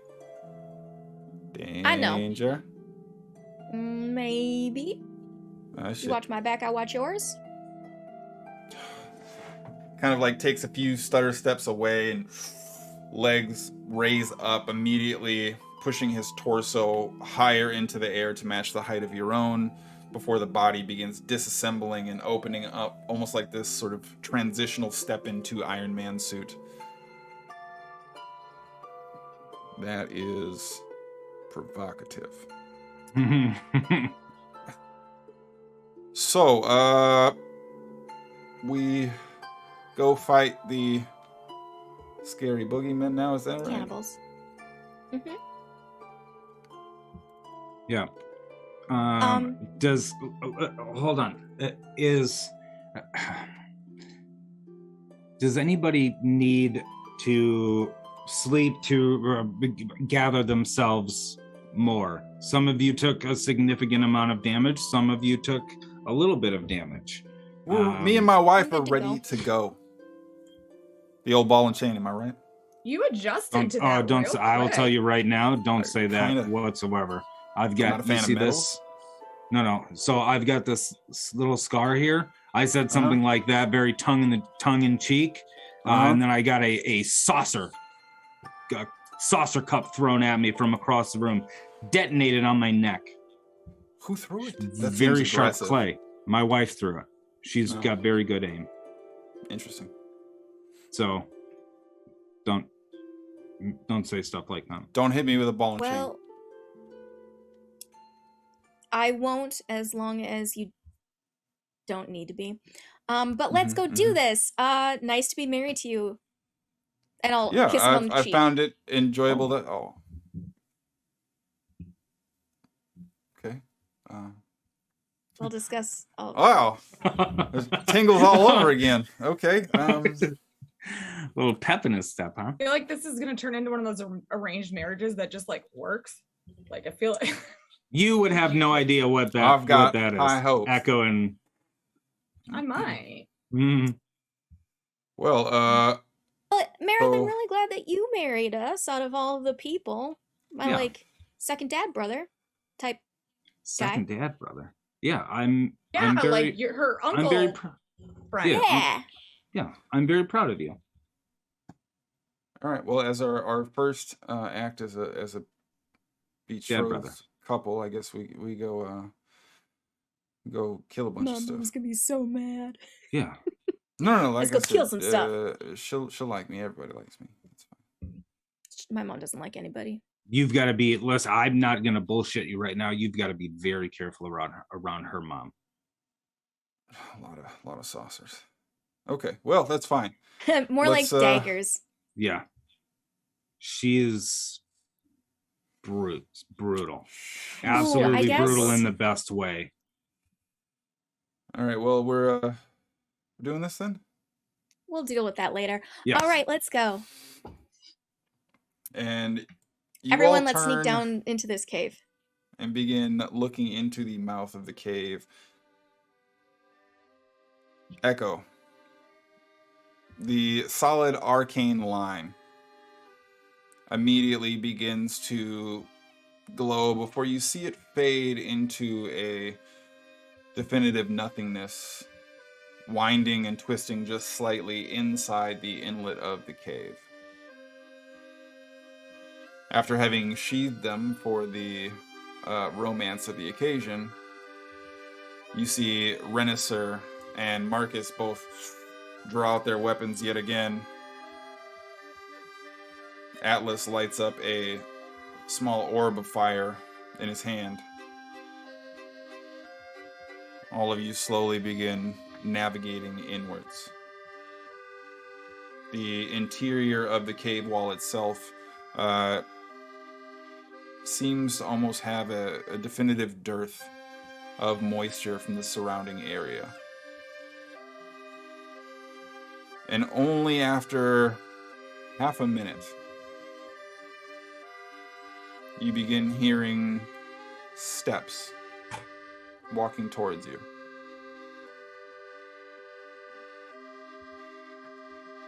A figure slowly growing into view. And as it gets within about 30 or so feet, this figure with this rabbit mask on, made of this cracked porcelain, steps forward into the light, this tilted set of porcelain ears.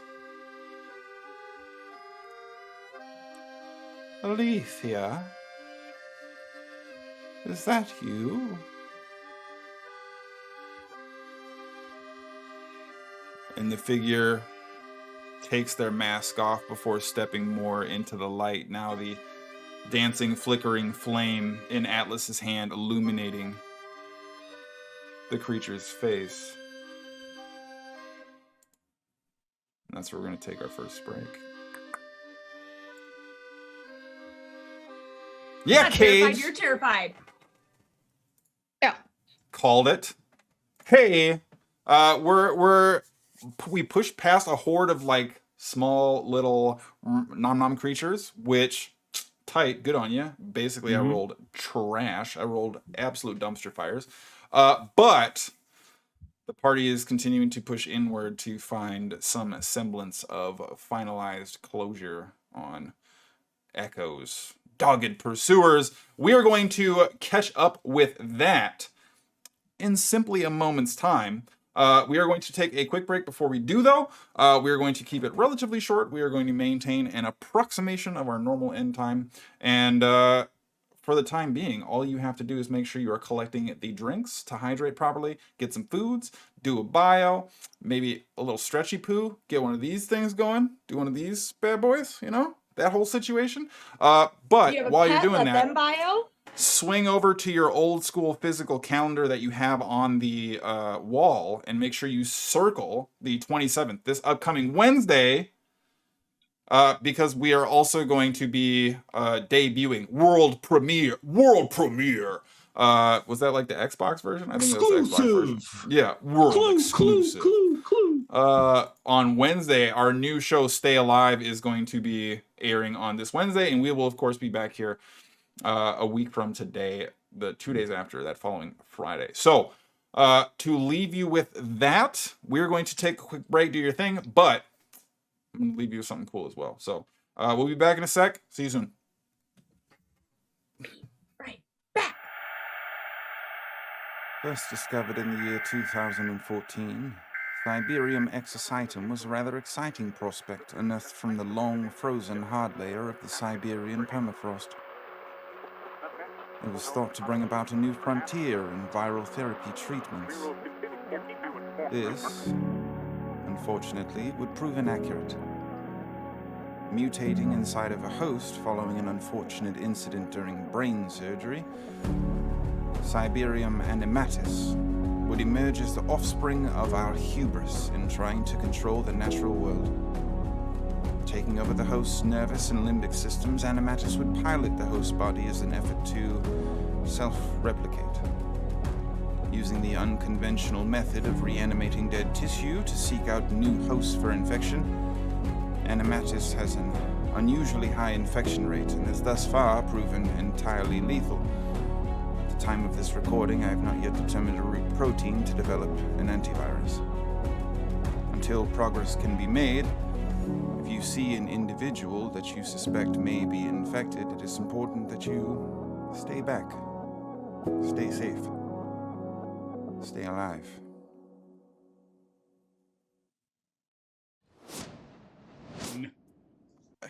And we are back. I say whatever numbers I'm going to say, and then the numbers, that's just what they are, and then that's the new code. What are the numbers? Look, Rob mean, Lowe Mason? says you have 5, 4, 3. Yeah, we don't have a Rob Lowe in studio, thank goodness. Not anymore. Go NFL. All right. With that being the case, That's a deep cut, man. Ain't nobody gonna get that. Ain't nobody gonna get that. I don't get it. That's fine. Al, you get Oh, it? My Oh. reference buddy? Yeah, I'm out here. KJ got it. Oh, yeah. All right. I'm sure So- KJ got it, yeah. So, picking up where we left off, the party fought an advancing horde of small and relatively minuscule creatures emitting out from this cave that they had arrived at for the sake of pursuing the Fairhearts, a otherwise mythical fantasy story told to children to make them behave. However, through Echo's experience, twisted and dark as it may be, the Fairhearts are both real and dangerous, and over the course of their time, following an encounter in Echo's history, have dogged her every day since. However, add to that the disappearance and wanted recovery of Echo's father-esque figure, if you will. The party now finds themselves just cresting into the mouth of a cave, said to be the or a cave mouth, if you will. Obviously. I will. The party begins navigating downward, looking to explore the cave's interior, trying ultimately to wrest Echo of this demon that has been chasing her in a figurative sense and potentially rescue her missing ally. Aided by the prince out on a quest to prove himself to his father, and thus far proving miraculously underwhelming, and with the collection of their forces rounded out by an old ally of Marith, the glass dagger Renisser, and a sword cell of sorts, a druidic mercenary in the form of Atlas, seemingly the path Kavini could have walked in a different life to some extent. The party now is approached upon their entry to the cavernous interior. A figure that seems relatively well dressed, wearing something in the form of a tuxedoed style suit that has a large cummerbund ruffle and something in the vein of a small crumb collar. Pockets torn, the tuxedo seemingly a little worse for wear over a gradual period of wear and tear extended into a long time. This figure wearing this bunny mask, seemingly recognizing Echo, referring to her by her born name, begins moving forward into the light provided by Atlas's small embering flame that he carries with him in his hand. And as the figure leans slightly closer into view, probably within about 10 feet of all of you, you can see that the skin on this individual's face is missing and torn away. The muscular structure and components of the face, the jawline and tendons, all almost stapled, screwed, and nailed in various places to maintain this sense of connectivity. The figure leans in close. That is you. And slowly takes a half step back, putting the mask on. Party redacted. What happens next?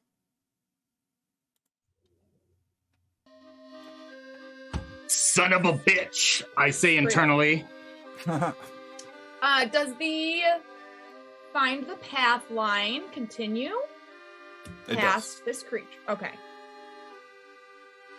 This individual is probably only about 5.5 feet tall compared to General Andres. You know what? I was gonna say something, but I heard Elle preparing what she was about to do, and I can't. No, she's beat that, legitimately so asking you. Wait, what? She's leaning in asking you, can I set him on fire?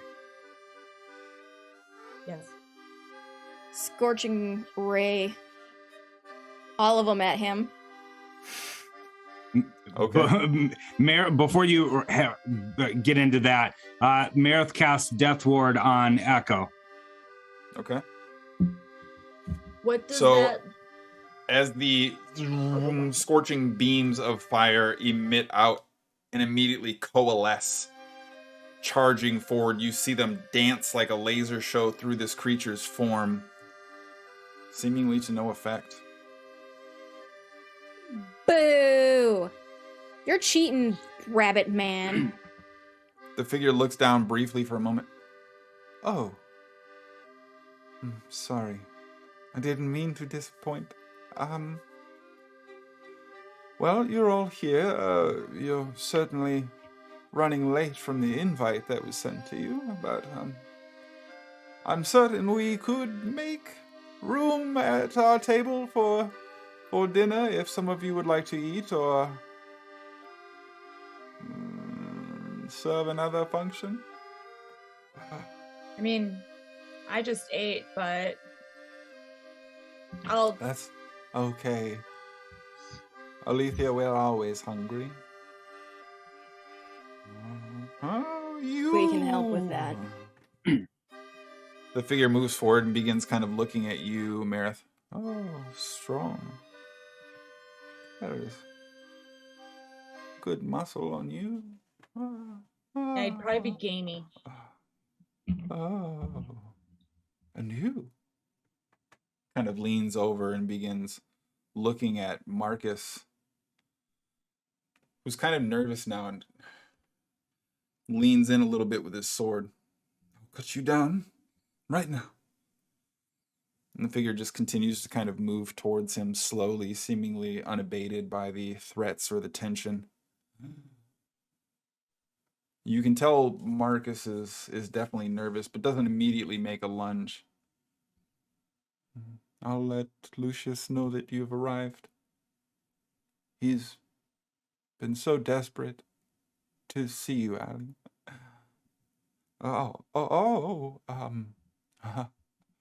We were waiting for your arrival, but we didn't know when you'd come. We didn't have time to prepare a special treat for you, but now that you are here,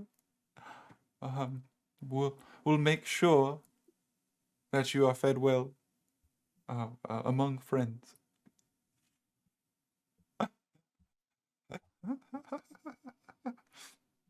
And this tittering laugh begins to fade gradually in front of you as the translucency of this figure begins to increase. And as it begins to almost kind of turn and walk away from you, as if to suggest it's almost navigating the cave floor, you see the figure almost disappear out of view before this last spectral whisper of this illusory form seems to snap out of existence in front of you. What would you all like to do? So you guys good just following the line? Let's do this thing. Yeah. Do you know Lucius? Does that name mean anything to you? I mean, I know I've heard it. I know they've said it to me, like in the past. In the recent history, it's been said in my presence by them when they have visited me, like that. But no, I didn't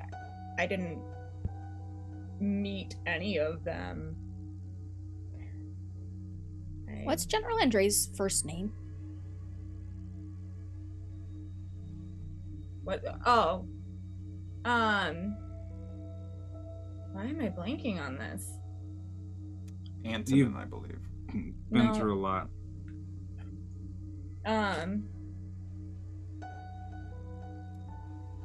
don't think it can be that for right now. But I mean, he just goes by. Well, he goes by Andreas. I'm the only person who calls him Andy, and the only person he lets call him Andy. Checks out. Well, let's go kill these people.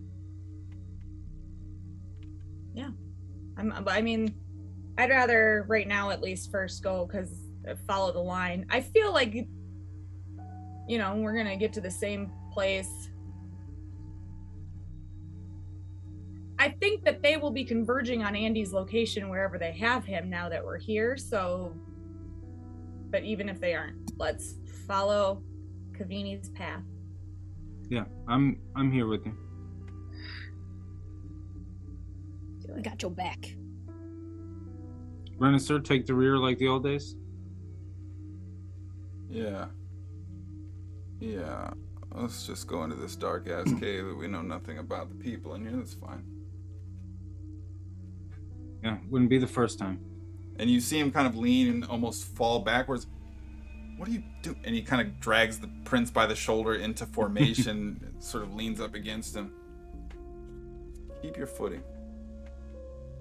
And all of you begin to sort of slowly segue down this winding pathway that's not machined or carved or cut out or orchestrated. It's this certainly unrefined, clearly decayed and weathered, left unkept entryway point that might have been purposefully built or created in some capacity at one point, but otherwise has since been left to whatever time and age was intent on doing with it.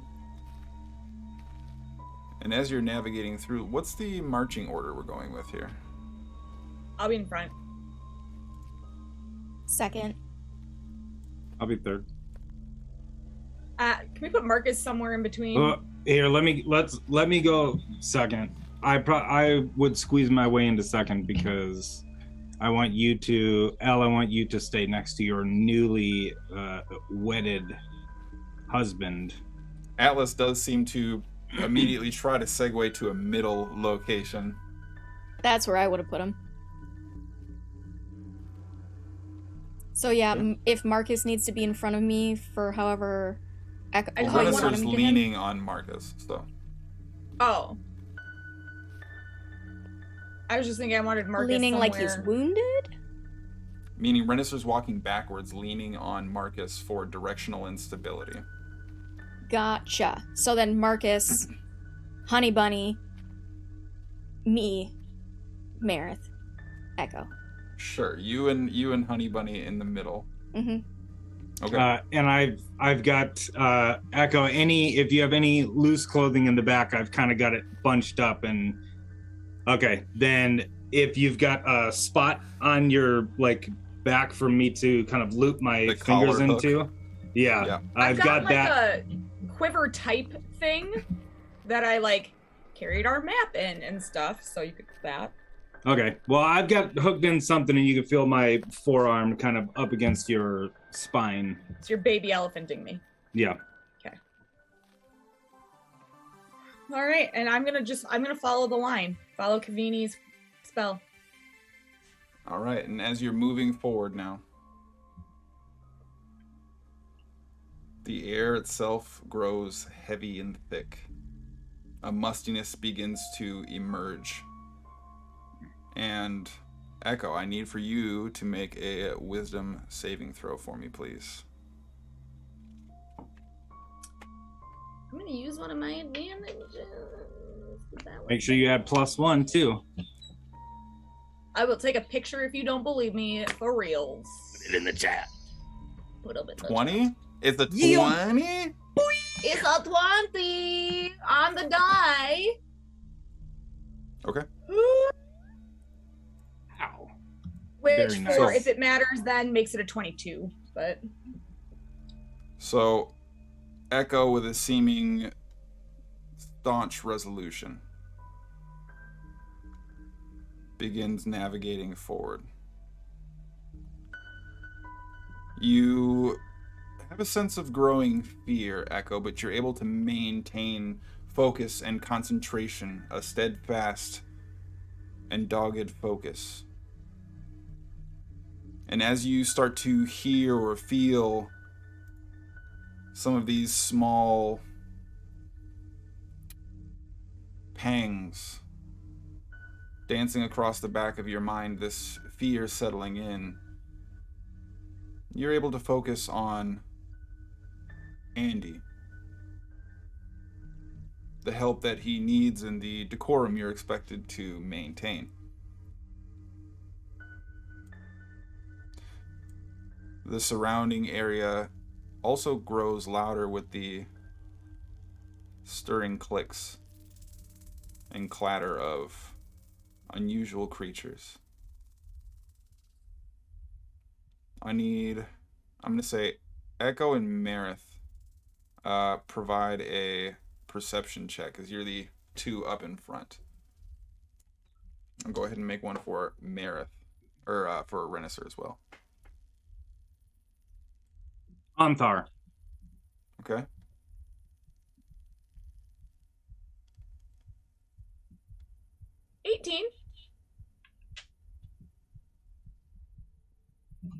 And as you begin navigating forward, You notice that the cave walls are filled with very small holes. Very subtle at a distance.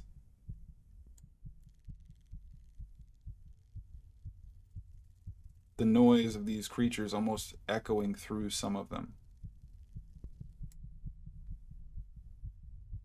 Their noises and this clattering continuing to grow as you move slowly forward. Some of the holes grow slightly bigger.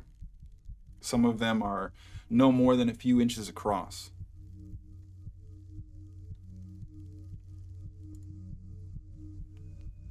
But Echo, you hear a voice in your mind. This strained and this difficult, efforted voice.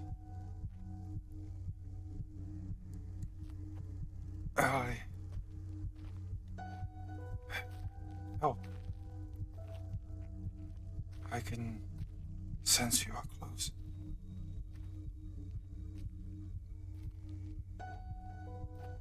It seems sourceless,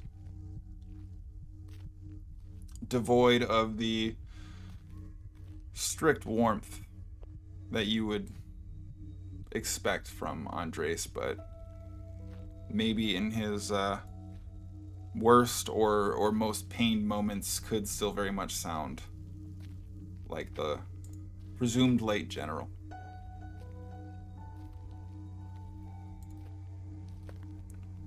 And you descend downward into what appears to now be the first clearing that you've seen.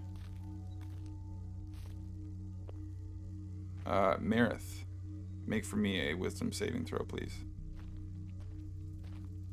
Ooh.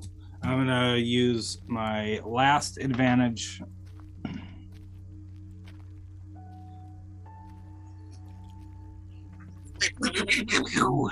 Push the button in the chat. Push the 20 button in the chat. Push the 20s. I've gotten a 20 on like one saving throw and one attack after like a billion rolls.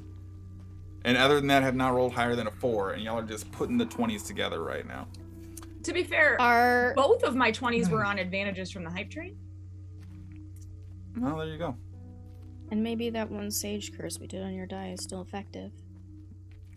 Maybe. That's probably what it is. See what happens when you don't throw them bitches in the dice or in the trash? You gotta Roll get rid them. of them. Pure bile. Throw that house. cave mouth in the trash. Okay. So, Honey bunny button. you begin to hear these noises from the creatures around you begin to grow a little bit more definitive. There's this whirling aura of the air in the cave that the breeze is heavy enough to even feel across your skin. Much more so than you should be able to, especially traversing inward. And you begin to hear these pained and labored guttural noises from some great distance away.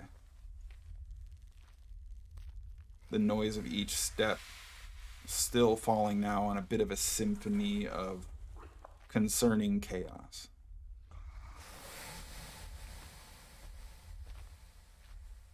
However, once your dark range allows you, the first thing you see provided of any structure is a rather large table, just the corner emerging at first.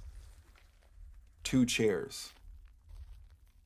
Pushing forward some more, you see that the table itself has a significant amount of length to it, meant to sit maybe a couple dozen people. There is plates, silverware, everything lined up perfectly as if some large meal was just about to be served, though the table itself is covered in old cobwebs. The food on the plates seemingly rotted, covered with a variety of different kinds of mold or weathered decay that have combined into some definitive, nearly otherworldly grossness that now sits on what were probably once decent plates at one point. And yet still there is folded napkins underneath, a series of different utensils lined out on both sides of each plate. Almost this large banquet table of brilliant and beautiful wooden chairs that you can now investigate a little bit closer. And what appears to be the only finished portion of the interior cave wall, a large fireplace that seems carved into the side of it itself, billowing out a pretty definitive and significant breeze, kicking up a lot of dust and waving a number of the spider webs directly in front of them. This being perhaps one of very, very few holes that immediately is present within the interior of the cave to somewhere up above its exterior. But just beyond, there's also a small inkling of light.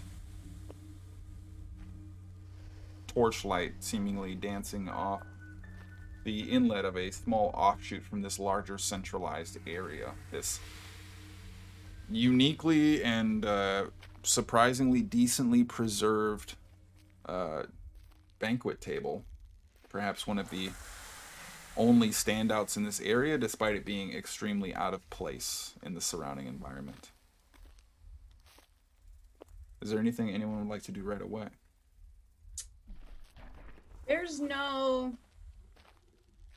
I don't know how to word that. There's no what they would consider food set on the table. It's just table settings, correct? It's probably almost no. There's food, but it's rotted and decayed. There's almost no real way There's to no discern people? what the core structure of it Herb? isn't immediately present to you now. Okay. Okay. And we stopped right Um, before this clearing, right? Well, you're up on the edge of it, far enough in where Echo and Marith's dark vision range would allow you to see probably at least the centralized structure, and you can all see that there is in fact dancing light off in the distance on the opposite side of this small opening. Do we need to check for traps, you guys? I think this whole thing we just walked into is a trap. I know, but like a triggered trap. Deej, is there any sensation that I'm getting that makes me want to eat? Like, is there like a magical aura that is, do I feel that trying to take over me? Okay, No. good. Inherently. Okay. I just want, I want it to also be known that Marith does not have dark vision. Oh. for I some do. reason Oh, Elle does. Okay. Apologies. Okay. So, Well, I would- Marith is still just clinging on to Echo's back. oh yeah. So yeah, I would just want to see if I hear any footsteps or breathing or anything using that kind of sense. Okay, so you can go ahead and make a perception check if you'd like. Is anybody doing anything else right away? Yeah, before we go in, I just want to open like my bag real quick, and I want to look and confirm, like, do I have like just like a quick rifle through, not like an actual inventory, but like check my inventory of like herbs and stuff, like just real quick check if I have my stuff that I usually would have if I'm going on a mission. Seems as if you do, yeah. Okay, just like, you know, mental checklist for Echo. Sure. So 18. I'm Sorry, go ahead, Jacky. no, you go ahead with your roll. It was 18 perception. Okay. As you're moving through, you don't hear or smell anything sort of uniquely concerning above and beyond the almost living cave elements around you that were present since your first arrival into the area. However, there's something unique about the timing of some of the noises that you're picking up. Similar to a heartbeat or something that you might describe as being uniquely rhythmic, though very spaced out. This small kind of tick every couple of seconds seems to almost bleed away into the surrounding area. But a persistent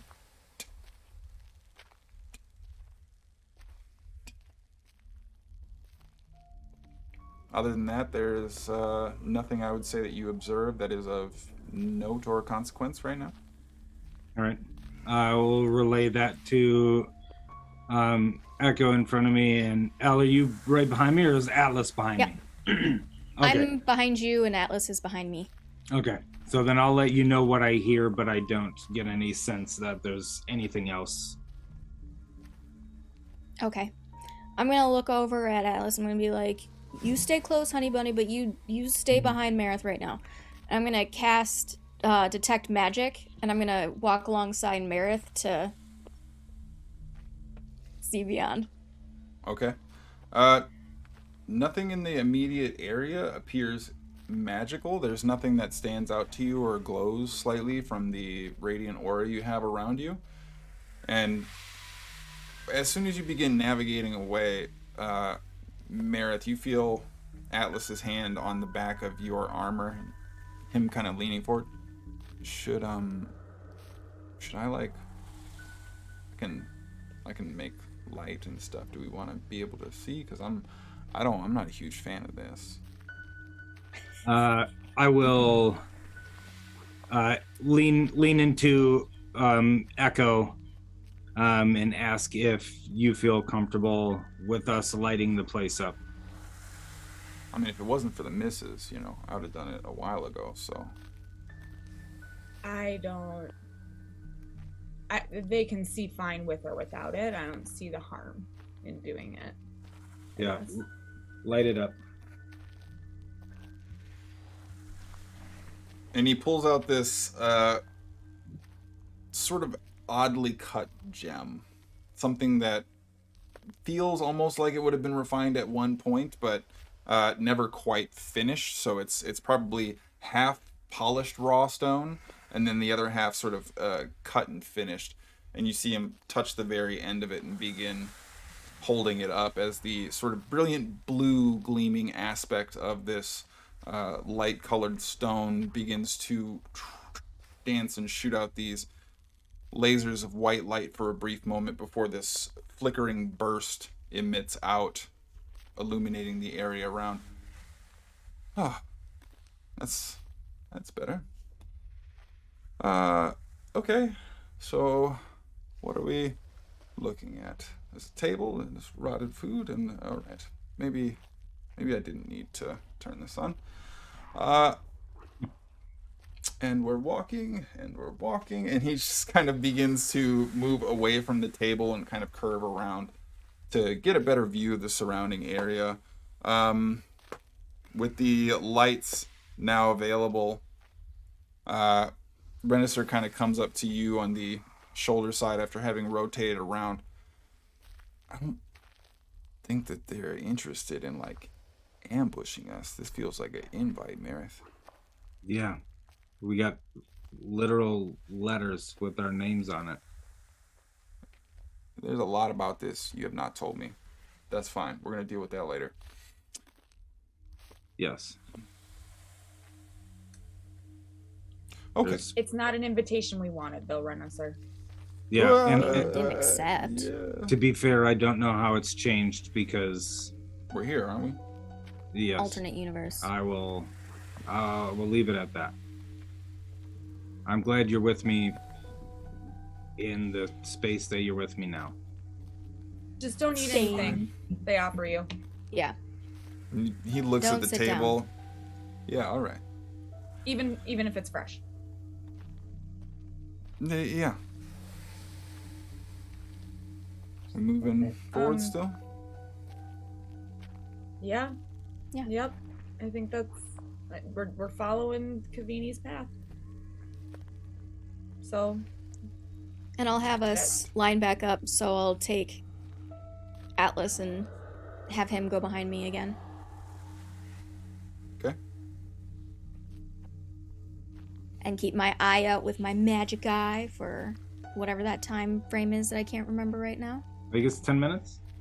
10 minutes, yep. So as you begin to move forward, you find yourself now in a similarly constructed hallway.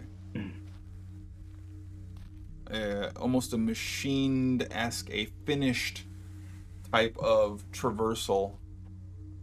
Probably about 80 or so feet in length, but your dark vision is not necessarily required, as the hallway itself has a series of doors scattered, probably about 20 feet in between, 3 doors on each side of this rather long hallway. But at the very end of it, it seems as if a finished room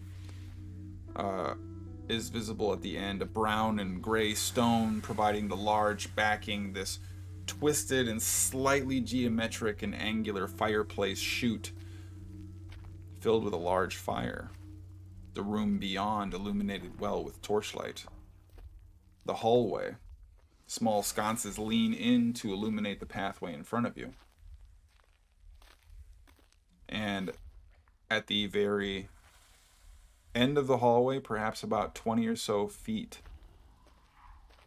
inside the finished room, which probably looks to measure about 60 or so feet deep, you see a large set of crossed wooden beams. A humanoid figure seemingly splayed out on top of it. Dark pants that appear tore on one leg, no shirt, and brown hair that slightly covers the face of this individual, seemingly in bad shape, probably definitively unconscious, but no other issues or definitive standouts. And as everybody begins to take in the surroundings and get a gauge for what it is they're looking at, this rhythmic ticking emerges from the end of the hallway as you see a figure wearing hard-soled heels no more than a couple inches high and a metal-tipped cane tapping on the ground as he walks into view, standing in front of the figure.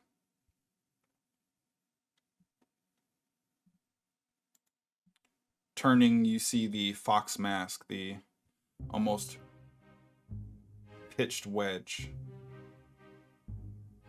This large powdered wig kind of draped off of both sides. Golden pauldrons sit atop a red velvet officer's jacket. Golden tassels buttoned across with this almost unnaturally flat face.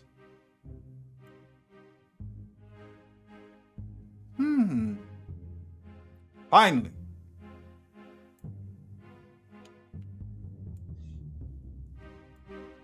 And at this exclamation, you see the figure attached to the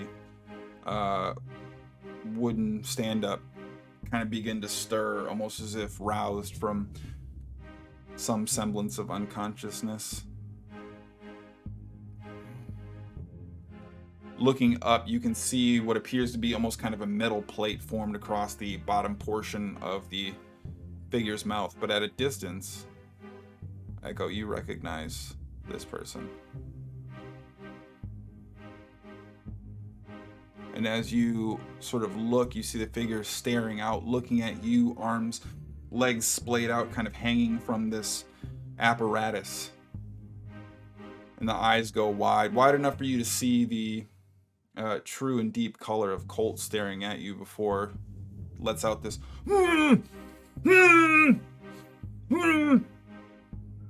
before you see the cane. Silence! And the figure wraps the cane alongside Cole's face, where you see him kind of jostle it.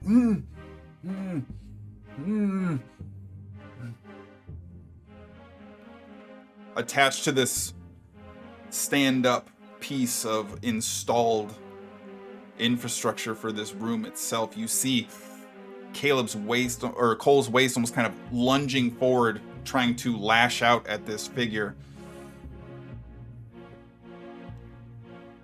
The rattling of metal chains securing his ankles and wrists seemingly preventing such measure. Oh, I'm glad you're all here. Please, come. And you see the figure kind of walking this cane, stepping out of the way, disappearing from the central door.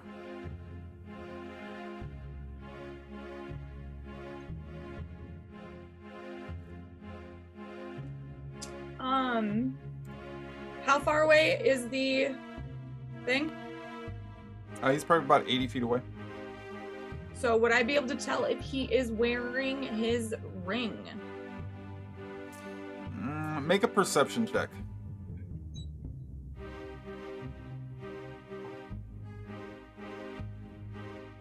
I would like higher in this situation, but I mean, you still have It's advantages and auto crit and all that. I am not gonna use my auto crit right this second. I mean, but does the auto 14? crit die after this episode, right? Yeah, you. I you just have a did it. feeling I might be rolling again. I don't know Session- that for session sure, to I guess, session. but Mm-hmm. it's a 14. Okay. Because the room itself is dimly lit, you're looking for something uniquely small, and Cole's form is already kind of distended out in a bit of an unnatural position. You can't quite tell what might be shadow or ring. Your dark vision doesn't extend that far, and the dim light seemingly impedes your ability to make any kind of detailed assessment. And it doesn't glint or whatever from the fire. Okay. The 14 would include whatever glints Yeah. you might have seen.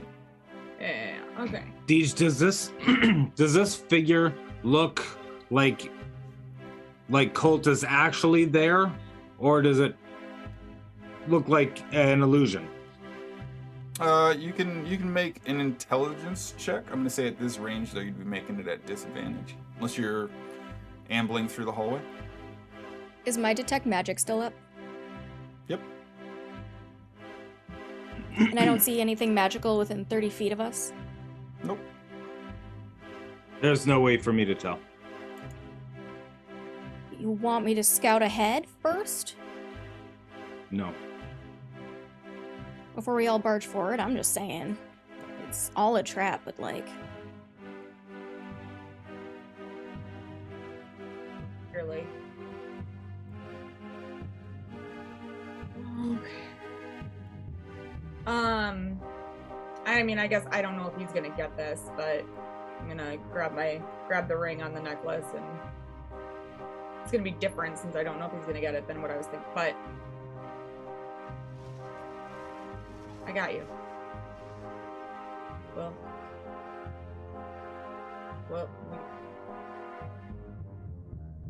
we will get you out of here.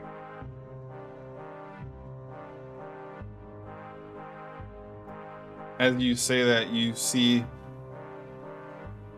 Colt kind of stirring,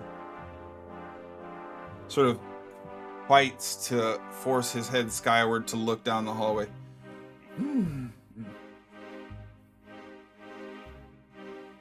Kind of arcing, straining to look over his shoulder. And you hear this message back just a moment later. Go and get out of here, Allie. I've got this all taken care of. This ain't a place to be. I'll see you when you get home. And you see Colt's head kind of fight and struggle to stay up again as there's a little bit of blood running down one of the arms and clearly some wounds and abrasions on portions of his chest. Not significant damage, but clearly wear and tear from what probably now stands to represent his apprehension and abduction.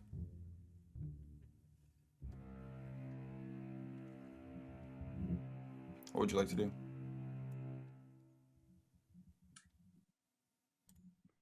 I'm gonna quick respond, not expecting one here, but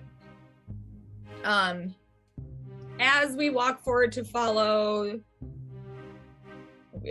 as we were where we were told to go, but I'm gonna Colt. No, I don't take directions, and I'm gonna do what I'm gonna do. Like, and then just keep moving. I'm not expecting him to respond. That's like, just don't tell me to leave. You know me better. That's, yeah. There's no immediate response, only because it seems like Colt is struggling to hang on to consciousness at this point, almost looking to maintain a sense of readiness, but an unwilling form, conflicting against the fight left in his spirit. But as you all slowly kind of begin cresting inward, moving towards this collected mass, you hear clinking glasses and almost jovial laughter and noises coming from within. Is anybody doing anything immediately before entering the room as you are moving through the hallway? I'm trying to get a better picture of this. So we're in a hallway, Yes. and I thought Colt was at the end of the hallway. About 20 feet within the room beyond. Okay, so he's beyond the hallway in the room. Correct. Yep. Well, Meredith- do we just Meredith want is to get not. to him real fast? I'm just still hanging on to Echo. I guarantee we are outnumbered, and that we will not be able to just like cut him free real quick and run. I wonder if I could put him in the box. Hey, Atlas, are you able to do that? Yeah. Are you able to do that trick again where you grab and go? I mean, as long as somebody wants to come with me, but not when they're restrained. They got to be able to come with If me. we can get him unrestrained, you can get him out of here? If that's what you need. That's good to know. Just hang on to You don't know Keep if there's that a open. tree nearby in here or something, do you? Do you have any That would like, be more helpful. teleportation if there was a or tree nearby. dimensioning doors? We're in a cave. I mean, can you just have another one of those vines bust up out of the ground and That is Atlas's dimension door. oh, tight. Oh, that's sick. Love the way you describe things. Does he need a tree to dimension door? No. Okay. That's the flavoring with which his spell takes effect. I mean, he might need a tree. I don't know. No, my honey's too great for that. He don't need no tree. Mm-hmm. So what are you all doing? I'm going to walk forward. Okay. I'm hugging onto Echo. Can we see beyond him? Yeah, there's an open room. The floor itself seems largely flat. About 40 or so feet behind this individual stone cut. It's hard to call it tiling, but we'll say sort of ornate or cut out stone that appears to take the form of tiling. There is a large fireplace that again is sort of oddly cut out of the cave wall that has a large fire going in it. But you don't see anything else right away. The window through which you can observe this next room is just the outcropping of this hallway. Can you cast Dimension Door twice? Not today. Okay. I mean, I can fly to him in like 6 seconds. We also don't know what we're dealing with over here yet. Maybe we just My mom likes to talk about doing surprise things. So if we just put surprise in there and go, oh, this is all we need. We've sort of been And heal invited 'em or twice. something. I don't think they're gonna be surprised. But they would be surprised about me going really fast on a mop. Okay, well, we're gonna revisit what that means whenever we have time to discuss it. But what do we want to do here? And you see Marcus still kind of holding his sword, basically staring at all of you without having said anything, before you see Renisser place his hands on the back of his shoulders, almost kind of this like loosen up. Marith, this aside from a very definitive separation of appearance, almost get this Tauruser vibe from his first mission in a cave against seemingly difficult odds. And Renisser places his hands on the prince's shoulders. Don't worry, we do this thing all the time. This is a walk in the park. Just relax. We'll have you on a golden pillow or whatever. ASAP. Yeah. If it all works out, we'll get you your own glass dagger. I mean, I have slain a foe since our arrival, so That's true. could prove myself useful if I were not bound to serve the entire kingdom, rather than. Maybe we will come back to that discussion in a brief period of time. I shall lead us, and begins No, you will taking not. kind of quick, Nope. aggressive steps forward, with Clothesline. both of you sort of immediately. I will not lead us. I Echo? appreciate the valor. You hear from Right. the room beyond now. Alethea, don't have us wait all day. Everyone is dying to meet you. Echo. But this is clearly my fight to lead. So appreciate it. But yes, Jacky. Yes, Al. Of course.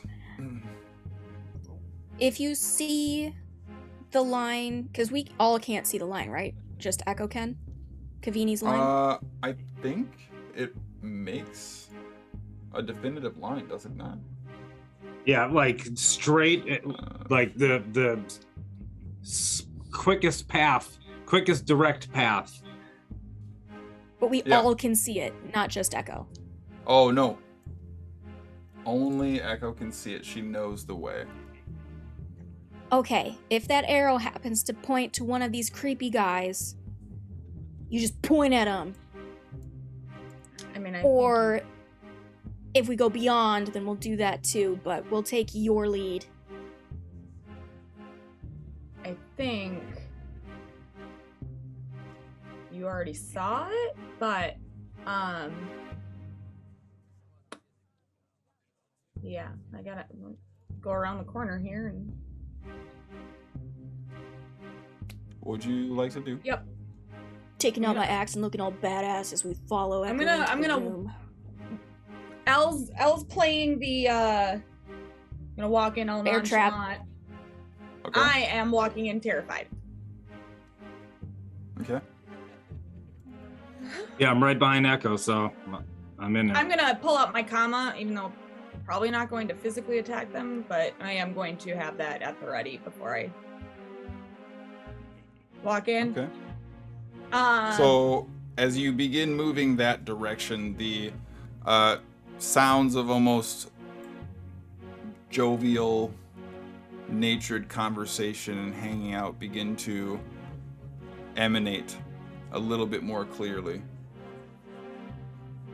The clinking of glasses, the clanging of flatware and utensiled components. And as you move in, there's another one of these rather large, long banquet tables.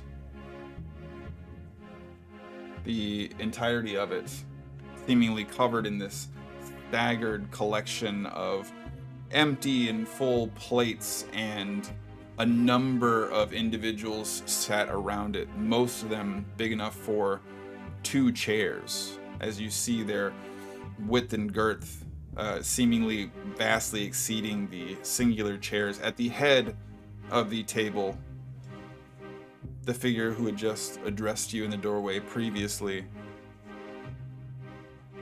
presumably Lucius Fairheart.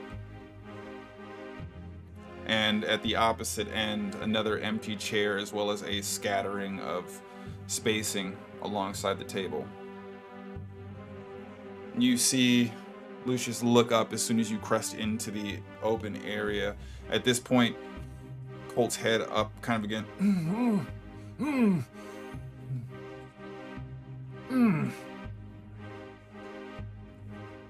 Oh, there she is. Our guest of honor. Everyone, show some respect. I'm gonna And he snarkily slides the curtsy. chair back and kind of stands up. And you now see some of these larger figures have flesh and lines almost seemingly stitched together that appear to cover multiple tones, very different shades. A number of them almost with these massive shanks of meat on bone, kind of taking bites, as you can see that some of them have masks exposing their lower half of their face. The similar sort of twisted and distended tendons and muscular structure exposed, with the exception of a few that seem to have some of this almost grafting mechanic, this crudely assembled puzzle piece type of framework of their skin still present. Deej, do I see Kalia? I'm trying to... Okay. All of these figures are pretty definitively not Kalia, at least from what you can gather right away. Our guest of honor, put that down! And you see him swing the cane at somebody's hand that's still eating as you walk in. Oh, sorry. And you see everybody kind of quickly straighten up at the table. We weren't expecting quite so many. Don't have room for all of you, I'm sorry.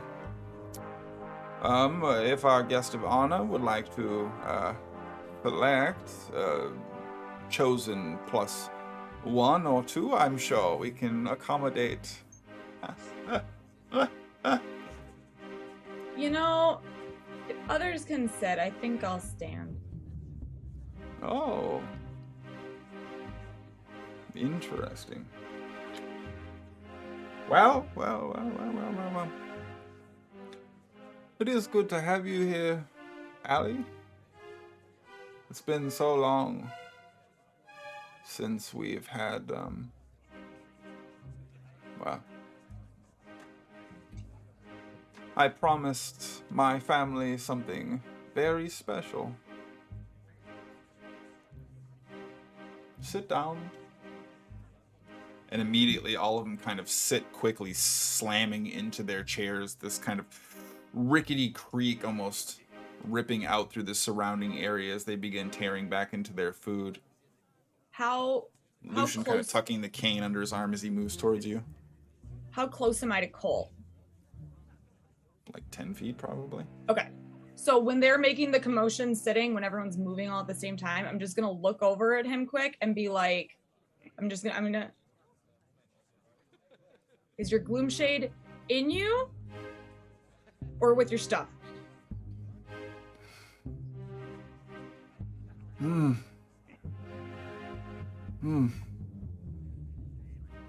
With your stuff. Are you doing this via ring or out loud? No, just while like there's like a commotion going on, I just like quick gotta get.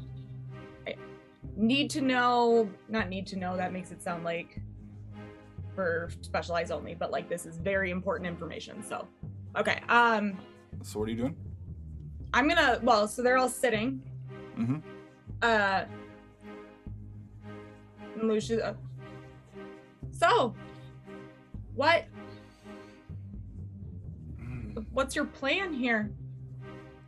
Oh, I'm sorry. I thought it was more apparent. Oh, I mean, I'm pretty sure. I just want you to say it, I guess. Oh. Unfolds the cane from his arm and begins kind of moving forward. Eventually arriving at the opposite side of the table where the opposite head had been set up and empty. A long time ago. More than a decade now. Begins kind of walking towards you. We had a great feast, you know. And it was an unusual day, you see. I must have missed it. We had such a rare fixation. Never sated or pursued, but taken when available, and as it turns out, the blood of angels is particularly sweet. The more wholesome, the more unreasonably virtuous the angel, the sweeter the blood becomes.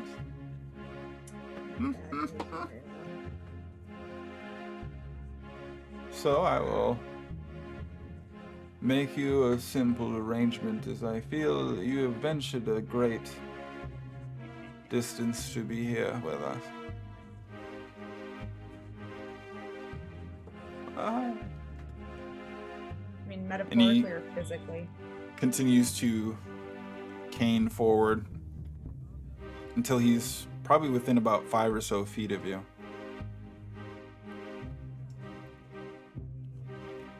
Step closer to me, would you? I'll walk towards him.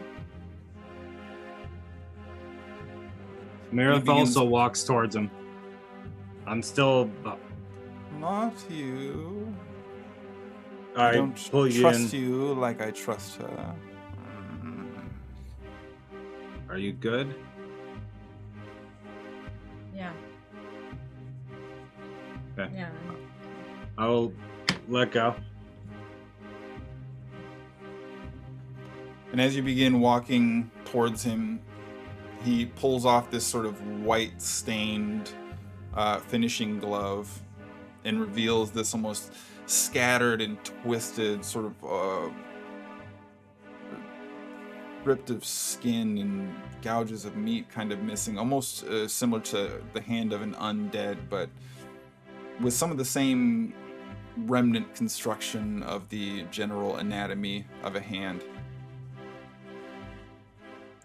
And as you come close, he reaches out to touch you.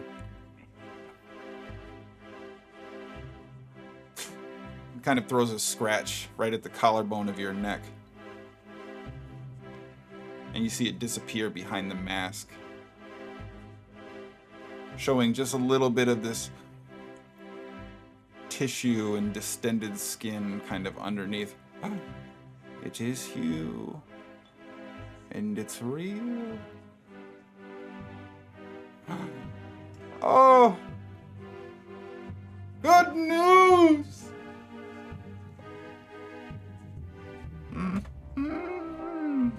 And now close, you see the sort of massively opened eye, the removed eyelid, this almost beady, bloodshot stare kind of cutting through you. The deal. You might say it's weighted in your favor. You see, we made a huge mistake that day. Made a huge mistake. We indulged, we provided a selfish release. To be left with nothing but a fleeting memory of what fated us for a moment's time.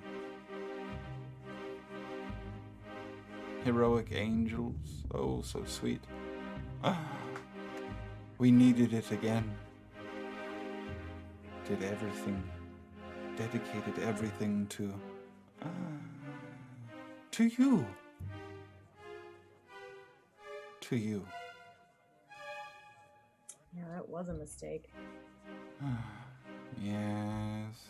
Yes. Quite right. But you've provided us an opportunity to correct such a mistake. Haven't you, Allie? Haven't you? I did, but I don't think that your mistake is going to be corrected in the way that you think today. Oh, well, I'm not so sure. You see? I am. Well, I have something I think you want very much, Allie. I think I have something you want indeed. You do. Almost kind of reaches out to touch your small scratch in your collarbone again. First taste was free. What's your deal? Your general? Found wounded and bleeding? Not really fit for eating, if I might say so myself. Soldiers are always a little chewy. Gamey. A lot of muscle. And I mean, I this wouldn't one, know. But... he thinks he is very funny. I'll look over. He is. I'm not amused. You know, his humor's not for everyone. Quite. I will let both of them free from this place. Your friends can escort them away, and you will stay here with us. A small physical inconvenience from time to time. You could say you'd be one of our special guest culinary contributors. I think a rather fair arrangement. Wouldn't you say so, Allie? I mean, sure. Counteroffer.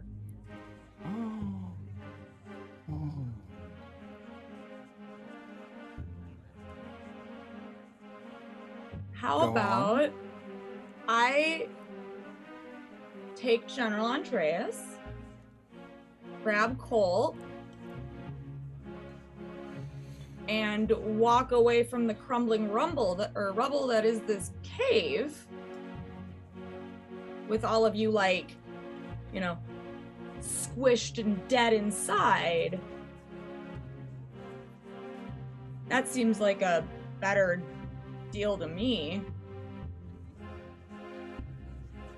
You see Lucius putting the glove back on.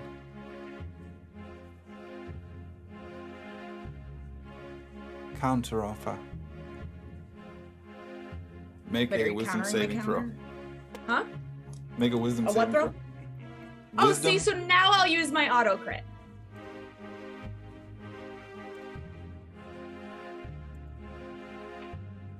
He leans in close. You will turn around and tell your friends to leave, and you will sit at the end of the table, and we will have a wonderful meal together and discuss this further. I'm gonna reach in my bag real quick and be like, I don't have a spare toothbrush, but no, that's not happening.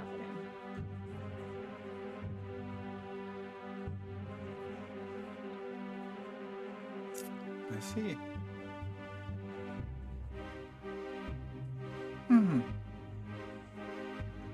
when I reached in my bag, faking out, looking for a toothbrush, I'm going to have grabbed I'm going to have pulled out a couple not packets, but like little things of a couple different ingredients. Ah. That's okay, you can bring those as well. Surely you'll want to reconsider.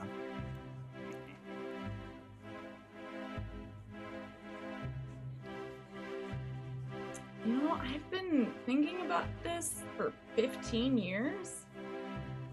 I don't need to reconsider. I have my mind pretty made up about it. The disrespect. But thank you. I appreciate the offer. The disrespect!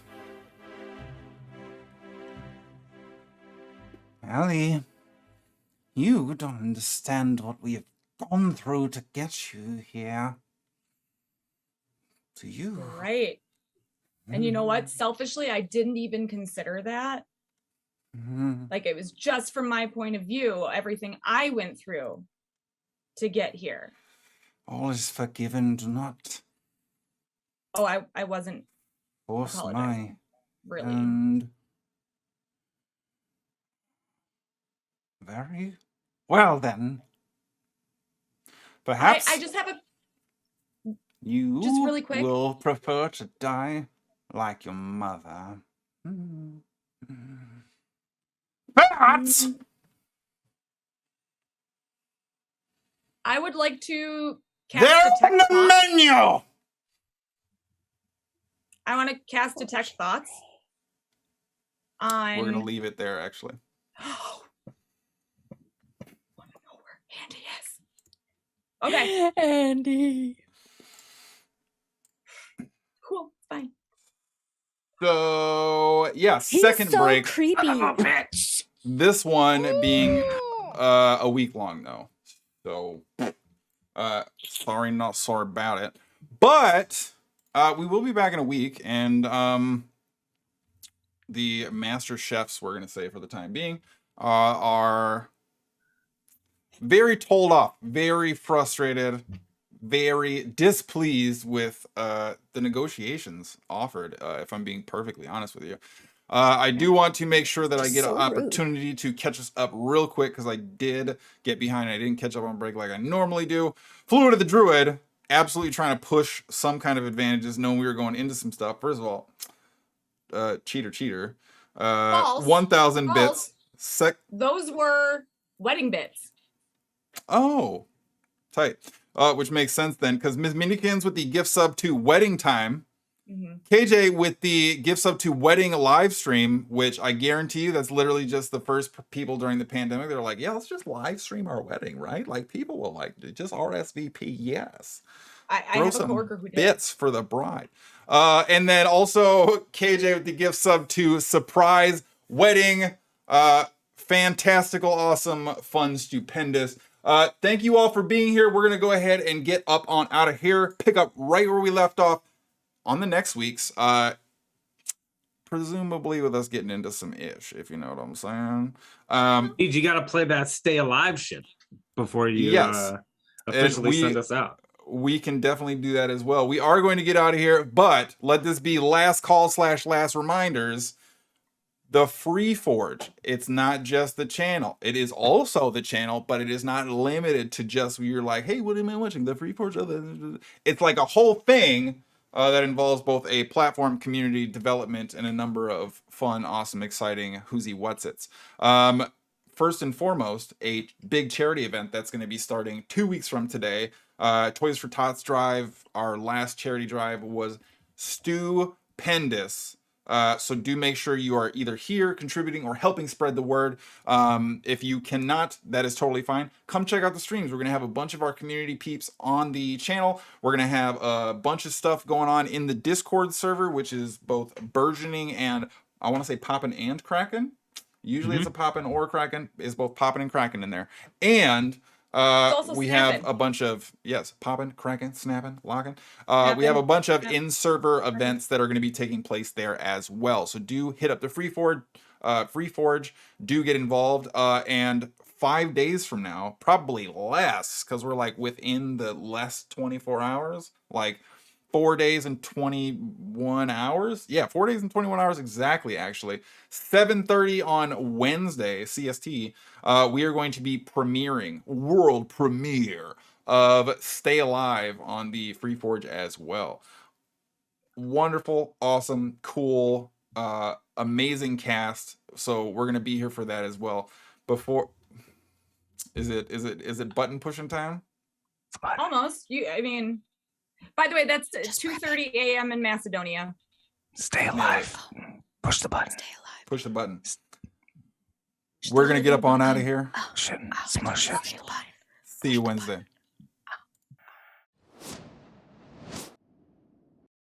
And how far from the mouth cave? Cave mouth. Probably Mouth cave. In this mouth cave where cannibals are at.